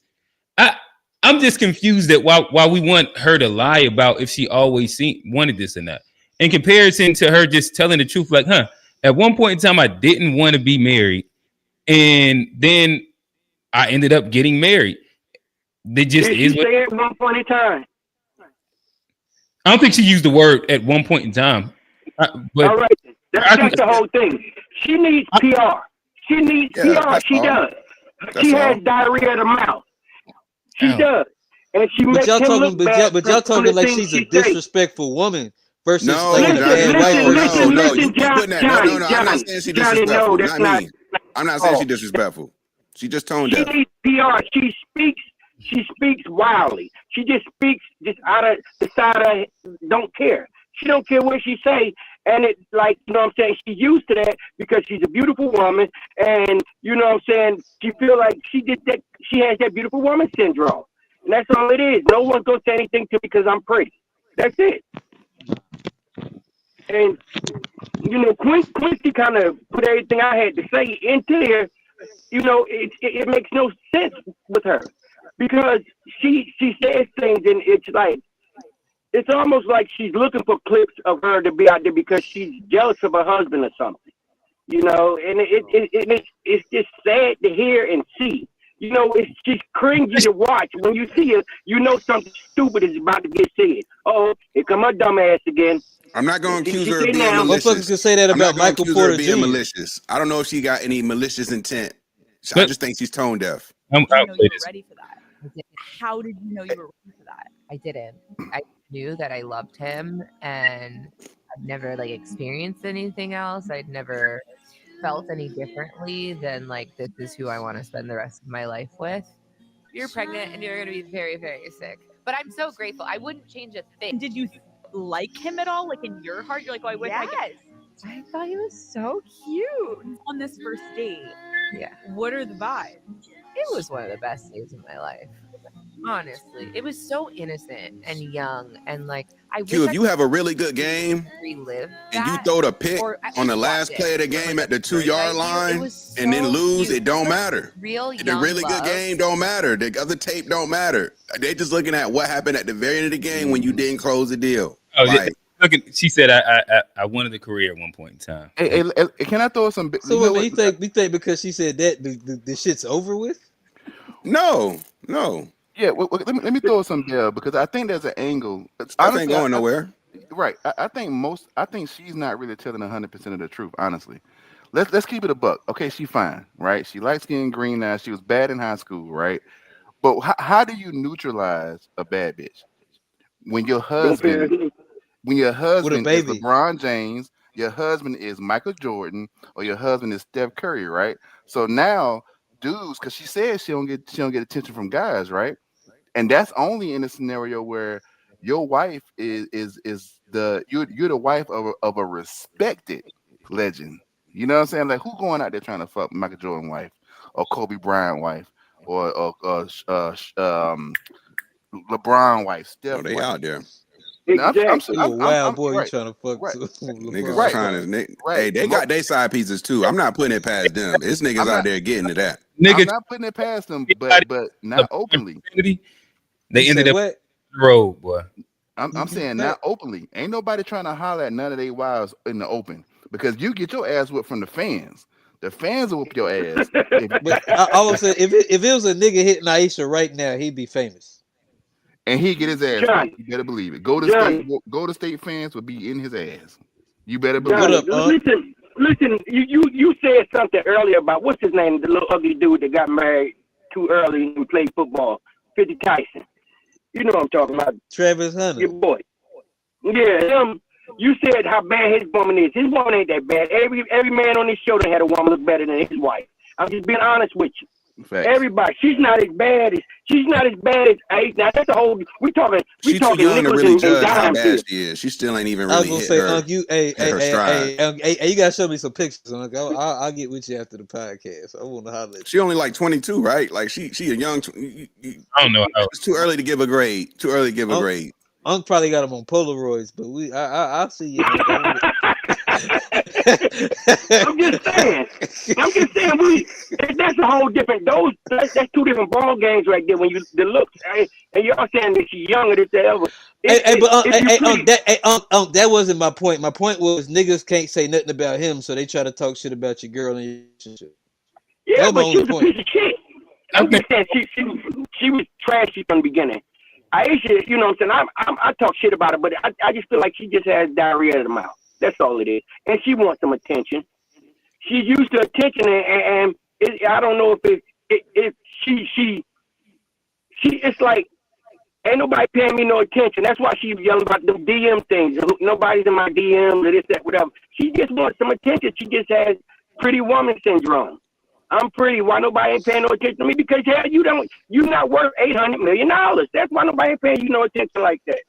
If you was worth that and doing what he's doing, you're not a legend. It's no league out here for legendary Niggas ain't hollering badass at her women. because she's married to a nigga. It's no league out here that just because you're that pretty you gonna get $800 million. He does something fantastic. Oh, it's a league or two. But no, Unc, what I'm saying, hey, Unc, I know, you know, hey, that's a whole different league right there. But you know what I'm saying. What I'm saying is real niggas ain't hollering at her not because she's not worth 800. It's because she's married to a nigga that's worth 800, and motherfuckers respect her. Exactly. That's why people ain't hollering at her. Man, y'all tripping. Niggas are hollering. I don't know what y'all talking about. Niggas are she lying, bro. Niggas are sliding. Niggas are trying to shoot they shot. Niggas are trying to let her know, hey, look. What that Ayesha Curry? Of course. Why she complaining? No question. What are you talking about? Why she complaining? Ain't no way niggas are shooting shot. She said niggas wasn't in the DM at one point. That what she said? I don't care what she said. She said Niggas that's are what she said. shooting She did shots, say that. bro. First of all, she's a married woman. Why would a married woman even care about like who's shooting at Steph Curry wife? Like what kind of cold-hearted, mean motherfucker you got to be to shoot at Steph Curry wife? You think every nigga walking around know who she is? I'm looking to hit it. Just off the look, you think like 90% of niggas know who Ayesha Curry is. If I was a young man, I don't give it. When you out in the street, the like niggas shooting Ayesha probably like 45 plus. G. Them niggas know who Steph is. They don't know who she is though. That's what I'm saying. Let's keep it a buck. If Ayesha was getting dick down by her side dude, she would not be making these goddamn complaints. Now look, I'm not saying she's getting necessarily what she wants from her side dude, but I'm telling you, she's getting emotion. She's getting maybe she's not getting the attention she wants. It'd be some trainer ass nigga, some bodyguard ass nigga knocking that shit down. I guarantee you, man. She's an attractive woman. She's getting hollered at. Period.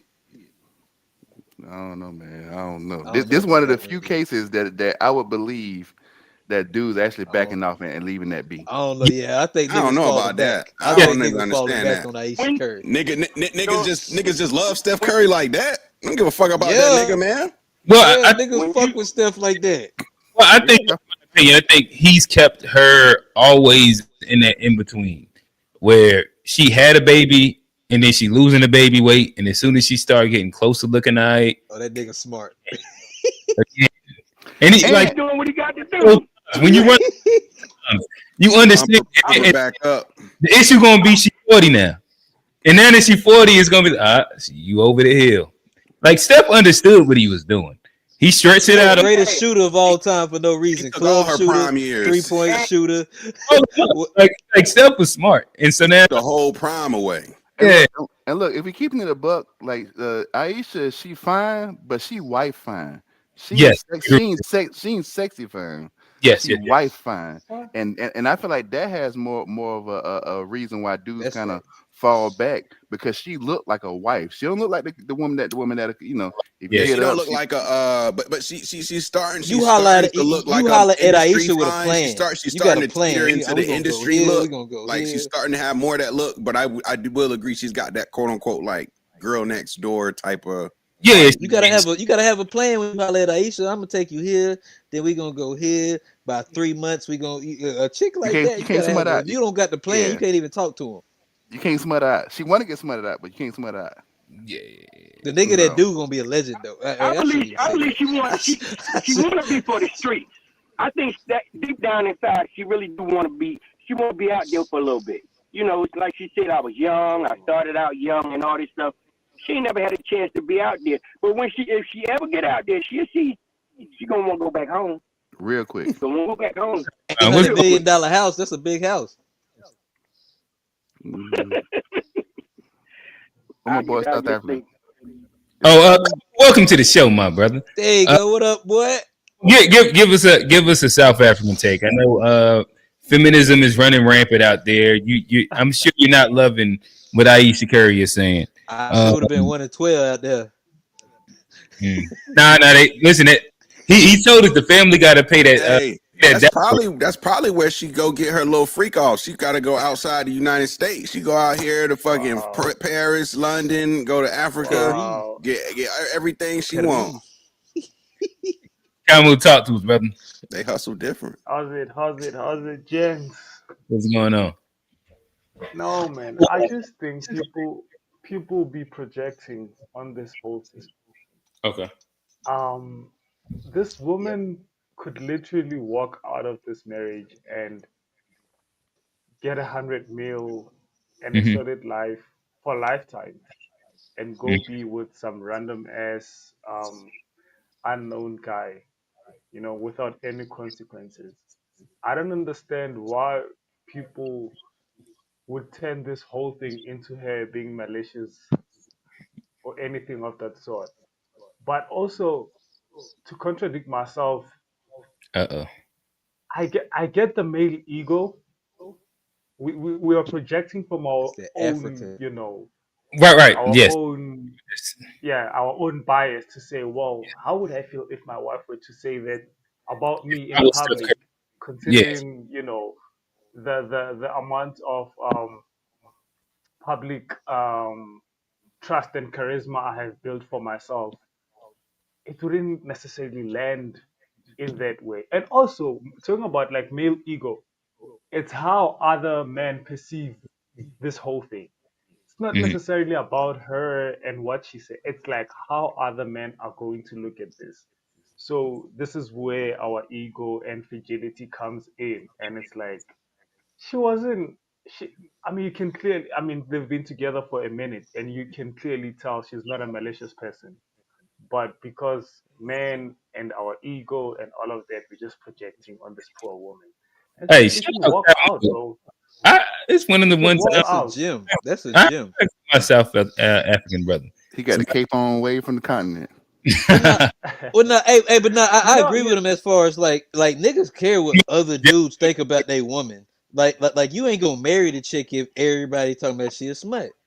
Like that matters. Like the male opinion of your woman matters. So I know you guys don't watch a lot of football. That's why the body count question is a big deal. You clearly know Kaka. Because of how we. There was a player. I think he'd be likened to Steph Curry. He won like the best footballer around 2008 before we had Cristiano and Messi, the Brazilian guy. Kaka. That's a wild name. What's his whole name, bro? It's just Kaka, bro. But that's not his whole name, bro. Kaka means shit. Like that's not his whole name. Holy shit! We say Michael you don't Jordan. know Kaka, bro? Damn, man, Americans are LeBron James, this Kobe is Bryant. crazy. This is What's his crazy. whole name? Cole, K-A-K-A. I think that you understand how crazy him being named Kaka is to America. Kaka ain't hitting on shit over Yeah, here, well, it boy. was crazy for us. We don't Yeah. know who Kaka is. I mean, Kaka means Kaka, nigga. That means bullshit over You here. talking about Nigga say Kaka? Kaka. That's some Kaka. Yeah. One it blue also left, means one the blue same. right. It also means the same. Okay. Yeah, but let me make my point. So this guy was at the pinnacle of like obviously Ronaldinho. Ronaldinho. Yeah. Yeah, we know him. Yeah. Yeah. A legend. Yeah. So Brazil. So let me kind of frame this for you. So Brazil is like and it's like what? It's like the America of football. So Okay. it's like America football. So yeah. So Kaká took the baton from Ronaldinho. It was Ronaldinho and then Kaká and then Neymar. So this gentleman played in Europe, the best league. He won like footballer of the world footballer of the year, Ballon d'Or in 2008 before Cristiano came along. Now this guy, bro, like recently got divorced, and when uh, his wife get asked why, his wife just said, "No, man, this guy was just too good to be true. He was honest, handsome, tall, rich, and it was just unbelievable. I couldn't believe. I just had to divorce him. What? Mm-hmm. This is crazy. So That's crazy. it's more like Steph Curry, same thing. Like definitely tall, rich, famous, numbers, talented. It's like she could go tomorrow. Ayesha could go tomorrow and be there for life, but she's not doing that. So I give her a benefit of a doubt in this scenario. Gotta Yeah. give her grace, cause like Honest, what They got young kids though. weird thing is that, like guys, niggas don't care about what basketball player wives have to say. Nah. That's That's that she just tone deaf, man. That's all it is. Like nobody's saying she malicious. unless she they just don't tone agree deaf. with it, then she a hoe and she all of this. Right, that's what I'm saying. I don't think that's deserving. She don't deserve that. If she don't like say exactly the most PR perfect thing and just be like, hey, at one point in time I ain't want to have kids. I wanted to be a career woman. It's like fuck. She tone deaf. She said at one point in time. Like, god damn. You keep. I don't even know why we talking about Aisha. We should be talking about Steph checking Killer Mike. Just watched her and the other one say that how happy she was when she was pregnant, how happy she was with Steph. Like she said that she said what she didn't, not that she doesn't. Like if we want to be technical in a sense, she said that she didn't, not that she doesn't. And she did want to have kids and she did get married because she obviously had both of them. So we regular folks who got to go out there and do interviews with, when you're trying to go out there and get a job. Yes, and sir. when you're out there on the interview circuit, you keep note of when you made a misstep in saying something for the next interview, right? All we're saying is she's had a number of missteps Clearly. to where at this point she should have gave a better answer. She created a distraction. Right. That's all. She should have gave a better answer. No more, no less. My pushback is like I think that her worst misstep. I do think she's had missteps. I ain't just what I mean. I think that the view shit with the male stripper and she do the little wedding ring thing. That's a misstep. That's one that went viral. Is that tone deaf? Yes, that is. Okay. All right. So we can agree. That that's tone That was deaf. years ago Okay. though. Yeah, I'm just talking about just in terms of examples of being tone deaf. Like I agree that there is points where like she said some shit and did some shit that you could be like, huh. I just don't look at this as that. Like if somebody asks her, like, what did you always want to be this? And she says, no, I didn't always want to. I don't need you to lie. Like I'd rather you just tell the truth. Let's talk about it. And Q, I think niggas are also digging because this is also coming up. That shit had already been out there, and then I think like niggas are bringing up the ring thing, which was like years ago. But like the last thing, like for me keeping up with it, last thing I had heard about this before this week was I saw Steph had checked Killer Mike for saying his wife wanted to be like Glorilla. That's what I heard. I don't even understand why Killer Mike would say that. Like, I don't even know what that means. Killer like, Mike went on Shannon Sharp's podcast and was like, "I apologize. I should not be talking about their relationship." Oh, Killer Mike, why was Roger Steph, doing that? Yeah, but like, what was he even talking about? Like, that's an inside. Hey, that's an inside. But like, there's no way that Killer Mike should have been like talking about Steph. And then when Steph checked him, we should be talking about how like niggas went and instead of talking about that, they went and started digging up the shit and didn't even show none of the good shit she said. Not the all the other superstars that's out here. Who else wife is always on podcast? I'm sorry. You say what? No, but I'm saying, but like she had been on that podcast weeks ago. We only hearing about it. It doesn't matter. What I'm listening to what I'm saying to you. LeBron James' wife isn't always on. She's always seeking attention. So you don't think niggas could go through that Savannah podcast and clip some shit up? That's crazy. Honestly, you know, Savannah James did that exact same podcast. Savannah James niggas go and clip her shit up too and make LeBron look crazy if they wanted to. You're not gonna find any viral moments of Savannah. Oh no, you do with Ayesha. You're not. Niggas could if they wanted to. No, you wouldn't. You would be artificially creating them. Ayesha has that. She just has that. She just has that. I'm a beautiful woman and I want attention syndrome. Let me find the Savannah viral moment because like Savannah already had the little clipped out moments. Matter of fact, I think shout out NBA Trey. We was arguing about that inside the Discord at one point in time. Like he was saying how Savannah James shouldn't be saying this about LeBron James because he's worth this amount of money and XYZ. Like she's been clipped out of context and had the little viral moments also. Hey, niggas just hate light skinned women. That's what I'm seeing. Savannah James brown skin. I'm talking about. Johnny, you're not gonna get away with that. You're not gonna. You're not gonna. This nigga trying to paint light skinned women as the villain. You're not gonna do that, Johnny. Like you should be ashamed of letting your people down like this. You as a dark skinned brother gonna sit here and try to villain like. That's crazy, Johnny. You not doing right by your people. That's foul. Like, I can't even believe that. As a light skinned representative, I can't let that slide. We can't let that slide, Johnny. You not giving respect to your dark sisters, man. I can't let that slide. Johnny think light skinned women and white women the same thing. They not the same, Johnny. You said light skinned women get too much scrutiny, huh, Johnny? No, I'm saying y'all just hating on them for no reason. Like I ain't but let me be clear. Y'all clearly don't like light skinned women. That's what I'm saying. Y'all clearly don't. Nigga, you talking. I love cornflakes. What I'm saying is that I got a thing for, like, what I'm saying is what I'm seeing. Complex is crazy. Oh yeah, you got that. I was like, hold on. So look, what I'm saying is, Johnny. Hey, look, and then to reverse that thing. Hey, look, I don't think she did nothing malicious. I just think she's genuinely tone deaf. That's all I'm saying. I don't think she's like deserves what she's getting.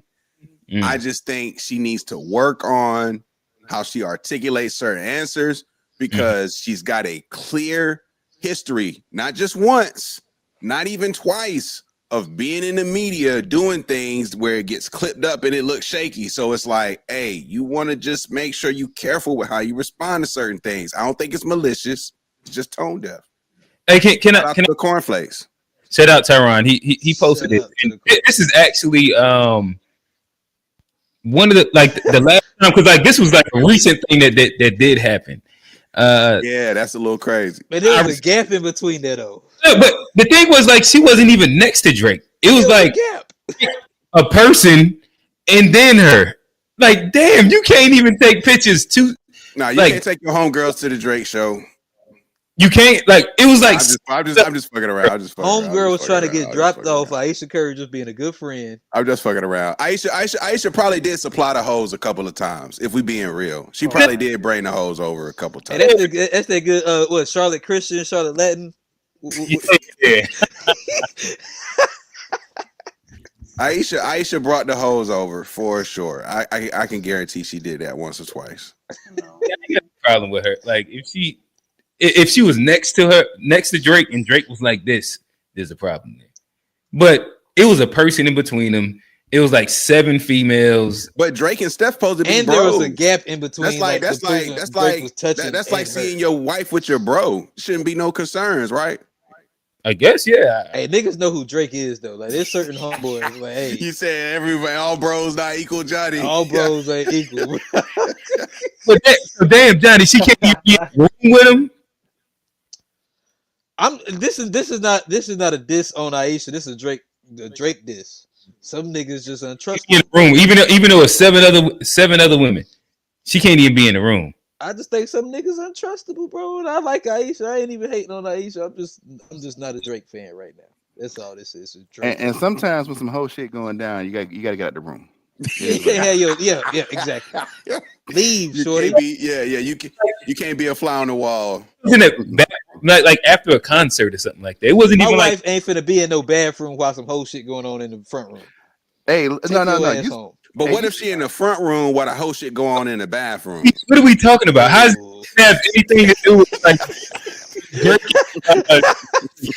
I mean, she on the couch. She on the couch chilling in the front room, but the bathroom shit is getting kind of crazy. You know what I'm saying? Now, take your ass home, sweetie. Exactly. You married now with kids. Take your ass home. Hey, I can't be mad at that one. Yeah, So, like for real. I don't understand what y'all. So like y'all have a problem with her taking a picture with 8 females with Drake. I'm just joking. Nah. I'm joking. We said it clearly. Yeah, but Q, don't act like it can't go down, dude. I remember seeing No, it could go down. Yeah, and I'm more skeptical, but if you Drake is known for smashing his friends' girls, I just say he's not the most trustworthy nigga. All right. So in reality, y'all be mad if like your Steph Curry and your wife took a picture with 8 of his homegirls with Drake. I don't trust my wife with Drake at all. I don't give a damn how many finish. Not if I'm Steph. Now if I'm Johnny P, I might be tripping. But if I'm Steph, I'm not. Johnny P will be tripping. You got to feel like you married a person for a reason at some point. Yeah, exactly. I'm not at that level. I'm not at that level. I'm joking, but some niggas you do gotta, all niggas ain't equal. Like Denzel Washington, I ain't got nothing to worry about. He respectful. You got. Did y'all see when Cam? It was Adrian Broner and that nigga kept hollering at the moderator. Yeah. What's her name? Damn. Stat Baby. Stat Baby. Yeah. That was crazy disrespectful. That was crazy. But unfortunately, that's not an abnormal thing with a lot of dudes. Like a lot of niggas get disrespectful like that. That's what I'm saying. Like a lot of niggas out here are just super disrespectful. So, but like I said, I don't think she malicious. He was also drunk. There's also the space that I think that 8 women being there makes a big difference. Nah, not to me. Because only one of them married to Steph Curry. And Drake know that. These girls, I don't give a fuck about if it's 8. Let's start this out honestly. So y'all are telling me right now, if it's Drake taking a picture with Ayesha Curry, it's the same as if Drake takes a picture with 7 other women and it's not the same. It's not the same. That's the point that I'm making. Yeah. Like there's a big difference if she's taking a picture by herself with Drake. I can assume a bunch more things. In comparison, if she's like 1 or 2 people away and it's like 7 of them and it's a group of females, it's like, okay, all right. I'm just saying the company. She better have been texting back quick that night though. Come on, look, we all been out there. Hey, look, we all There's not been no pauses, 45 minutes. I better see the fucking bubbles, nigga. Like, hold up, man. Where your fucking bubbles the whole time? Right. In a security guard. Look, man, we done all been out there, man, and it don't matter how many homies you got with you. if it's gonna happen, it don't matter how many homies you got, whether it's 2 partners or Mhm. 8 partners. Mhm. You gonna do what you gonna do. Hey man, niggas like, hold up, man. Yeah, Mhm. that's true. Hey, Listen, if your wife gonna get off one, she gonna get it off whether it's gonna be Drake or it's gonna be Hey, for the real, y'all ain't never been that A locked in garden where y'all was on boy. some shit where you sent that message and you just waiting for the bubbles to pop up. You was like, hold up, man. I'm gonna make sure this shit go through. Now the worst is when you waiting for it Don't so even bad that leave the somebody phone. else Your texts eyes you, locked in. and then you don't even want to hit. You don't even respond back to the motherfucker that text you. You be like, nah, fuck that. I'm locked in. what I'm locked in. I'm waiting for them bubbles. scenario again? I missed it. Say it again. Have you ever did what? Where you know damn well you text your old girl and you so fucked up you just looking at the phone waiting for them bubbles to come up. Like I know she gonna goddamn look at this motherfucker after a while. Like you just know the bubbles gonna start bubbling at one point, and then you see them bubbles pop up for like 3 seconds and they just go away. Like oh damn, she ain't want to finish the sentence. Yeah. Okay, and you be start thinking in your head and shit like okay, all See, right, with That shit your had your stomach hurting, boy. tough. I don't know. Y'all reminded me of more like single days. So like single days. Yeah. Let's give like an example. Like it could be after grits and biscuits, and I'm, I'm, I'm turned up, and we in the parking lot. I'm sending out 3 to 4 of them, and then I'm checking the bubbles to see if somebody. You And supposed to. like, that's what. That would be the game for sure. Well, the 2 a.m. bubble check versus the 2 p.m. It hit way Oh, different. if you the checking later the it bubbles is. at 2 p.m., you a sick nigga. You a sick nigga. Yeah, you a sick nigga. You a sick You a nigga. sick. But like the later it is, the more it hit. Hey, yeah, no, yeah. Later in the day, but if you checking the bubbles at 2 p.m. and Yeah. you know she at work, and you know she at work, you be like, God I damn. know you typing on that computer, You shorty. be like, bitch, Text you me ain't take back. lunch today? Hey, Johnny, you a controlling boyfriend? Nah, I'm She got to answer every 30 minutes. Nah, I'm cool. When she calls, she got to FaceTime you. No, she don't gotta answer because she gonna proactive with it. Hey, 30. She just gonna text a nigga 30. We just chilling. Everything okay. Nah, I don't play that. I ain't dumb. I look, done seen all the games. Johnny, I'm Johnny. 36. I done seen all the games. I ain't stupid. Right. Johnny. See, the thing is, man, when She you gotta send a that dude, picture. when you that dude sitting with a chick, and you done been there watching her either dismiss her boyfriend text or to respond back to him, your whole life just changed. The Bro, first tell time me, that hey, happened, your whole life changed. It give now you I a didn't. whole Yeah, different perspective, man. that be the dirty work, bro. That should make you. Yeah, that shit make you question everything. Everything. I She done seen laying enough right of here them. on I my. ain't even gonna talk about my shit. Yeah, I ain't even gonna. It be like that it's sometimes. nasty. It be like that sometimes. It's a I done cold, seen cold shit. world Yeah. out here, man. It is cold blooded. Yeah, y'all married. I ain't gonna give y'all no horror stories. I ain't gonna give you. Nah, Y'all yo, married. hey, ain't no guarantees. Ain't no guarantees No. and nothing, man. Life is what it is, man. Yeah. But off of everything talking about Aisha, you know what I'm saying? She did a thing, you know what I'm saying? She just, like I said, she just had diarrhea in her mouth. That's all. She not. I don't think, as y'all say, I don't think she's a malicious person, but I do think she has diarrhea in her mouth, and she's also just, she just used to attention. She don't know she's seeking attention, but she likes attention, and that's not, it's something that's just in her head like that. You know what I'm saying? She wants that attention like that. That's all. I'll also say this. I also say this. A lot of people saying she's stupid. I ain't gonna go that far. Yeah. Because Shorty did go to Davidson. Davidson a hard ass school to get into. You gotta be smart to even. So she might just be unaware or socially awkward. But like I think a lot of people calling the And she down from one out. Toronto as well. Like we putting the pieces together too. She from Toronto. She Canadian, eh? She's not stupid. She's a little ditzy though. I wouldn't say that. Yeah, She ditzy. I might, give her that. Yeah, she is that. That's what it is. That's what it is. Yeah, I could definitely give her Ditsy for sure. She don't know any better. Like Gilbert Arenas. You know what I'm saying? He's like Steph could come on his podcast and talk to y'all. Gilbert couldn't. Gilbert he's kind of like a nerdy dude. Oh no, That's why he had. I don't think. He is. Have you watched? He has he got a bunch of different shows right now. Yeah, Gil going crazy. Yeah, Gil turned fuck up actually. He Yeah, nah, going Gil crazy. cool. I like Gil. Yeah, If you heard Gil talk on even like the relationship shit, he you'll go probably crazy. a lot of the shit that every time.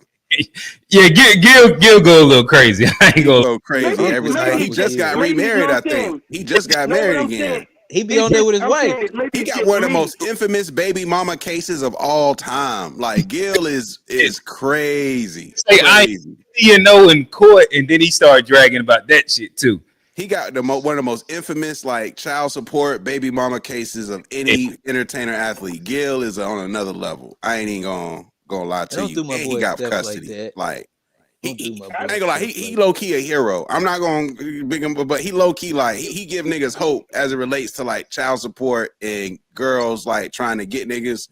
He went to court for his and he made One, hey, got it done. And but the got thing it done. that he's such a troll that he drag afterward too. Yeah, like he be online dragging afterward. he a sore winner. That's He a sore winner. He like I was Gil just I I don't know what clips you've seen of Gil, but Gil's like the biggest Every ass. time I guess that's what it is. I don't watch full stuff with.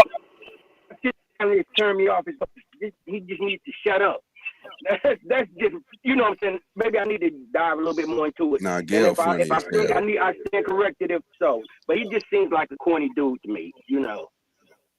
Gil, that's an interesting take. Like I would say that you would probably agree with a good majority of like his relationship. So Even though I'll dive into it a little. he before bringing the jumps around. Yeah. Matter of fact, his Rico was having what was it like? Hosting poker games with the hoes. Yeah, it was a prostitute filled poker game that That niggas shit was recent too, wasn't it? That shit just yeah, happened. like Gilbert be having the time of his fucking life. And he even going on a That nigga campaign broke into talking Nick about how Young's he crib one snitching. time. Like he Oh yeah, he is going he talking about how he snitching. Yo, Gil don't give two fucks, man. He crazy. He a wild boy, man.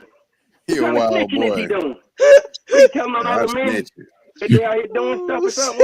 What are you snitching on? He got caught up He with ain't in the some street. Armenians or some shit like that. Like, yeah, nah, he like I'm snitching. Hey man, you gotta stay away from the Armenians and the Albanians. Yeah. He talking about the poker games and shit.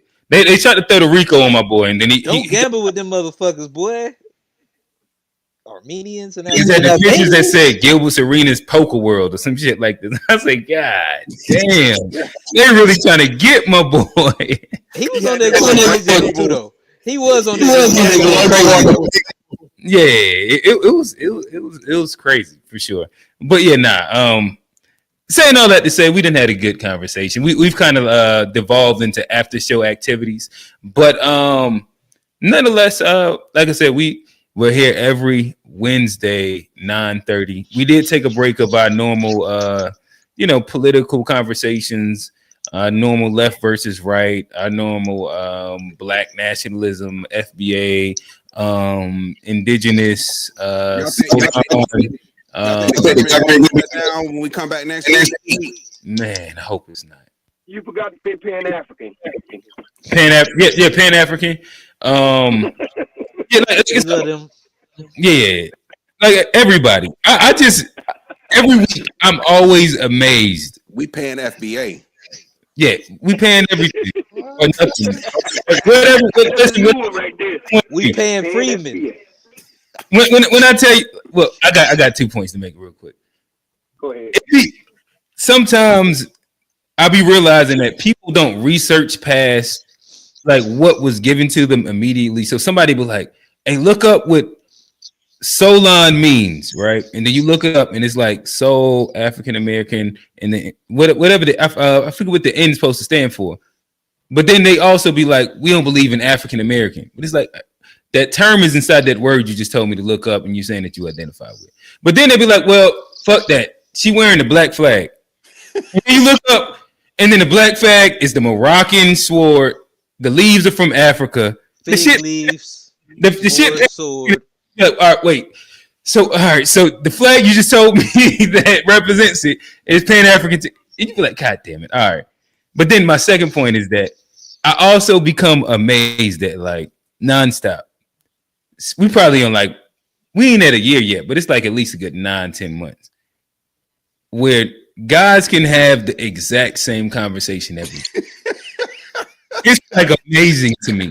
The only difference be like sometimes they be in one channel and then sometimes they be in another.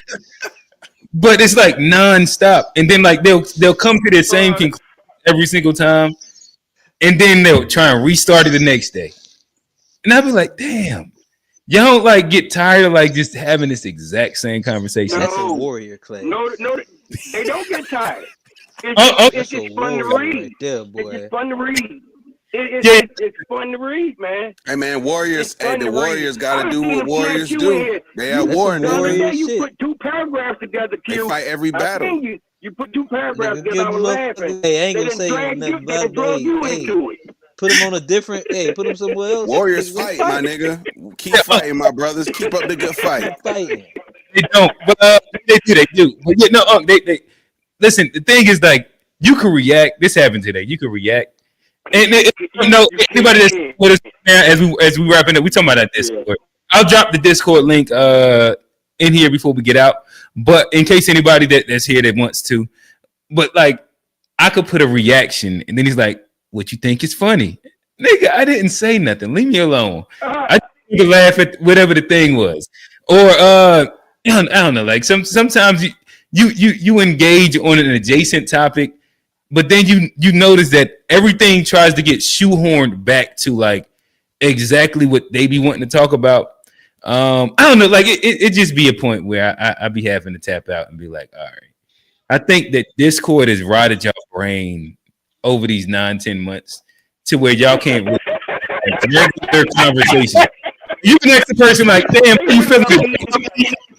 And that's our bad. You can be like, damn, how you feeling today? And they be like, which like what's the Pan-African like view behind this shit? It be like, bro, I'm trying to talk about the Panthers right now. Like just like hey, the Discord like drugs. If y'all want it, we gonna drop a link. Shit like drugs. All right. We're tapped out. I'll put the link inside the description. Anybody that wants to join the Discord. Shout out Tyron. Tyron's one of the homies.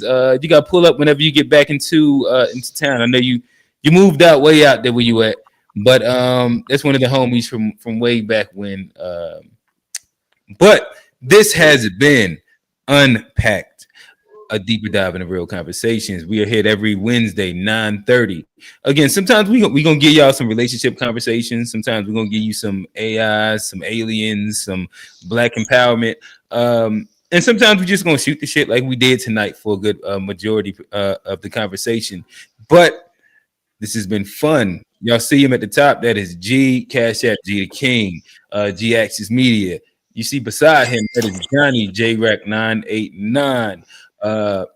He'll be here it's not 4:30 no more, 6 o'clock. To Be Fair show. 6 p.m. To Be Fair show. Beside him, South Africa's own, South Africa's favorite. We got Kamu. Beneath him, or beneath me actually, is Quincy. He's somewhere there in Georgia. One of our guys. He pull up and give us a lot of gems. And luckily, Unc didn't cuss us out today. He cussed us out on Sunday. But Uncle pissed off on Sunday. Uncle cussed us out, but everybody's favorite Unc. After the Panthers won? Yeah. Fuck. That lady with that updo and the pink hair and them nails, he wasn't with it. All right, but nonetheless, we out. Peace.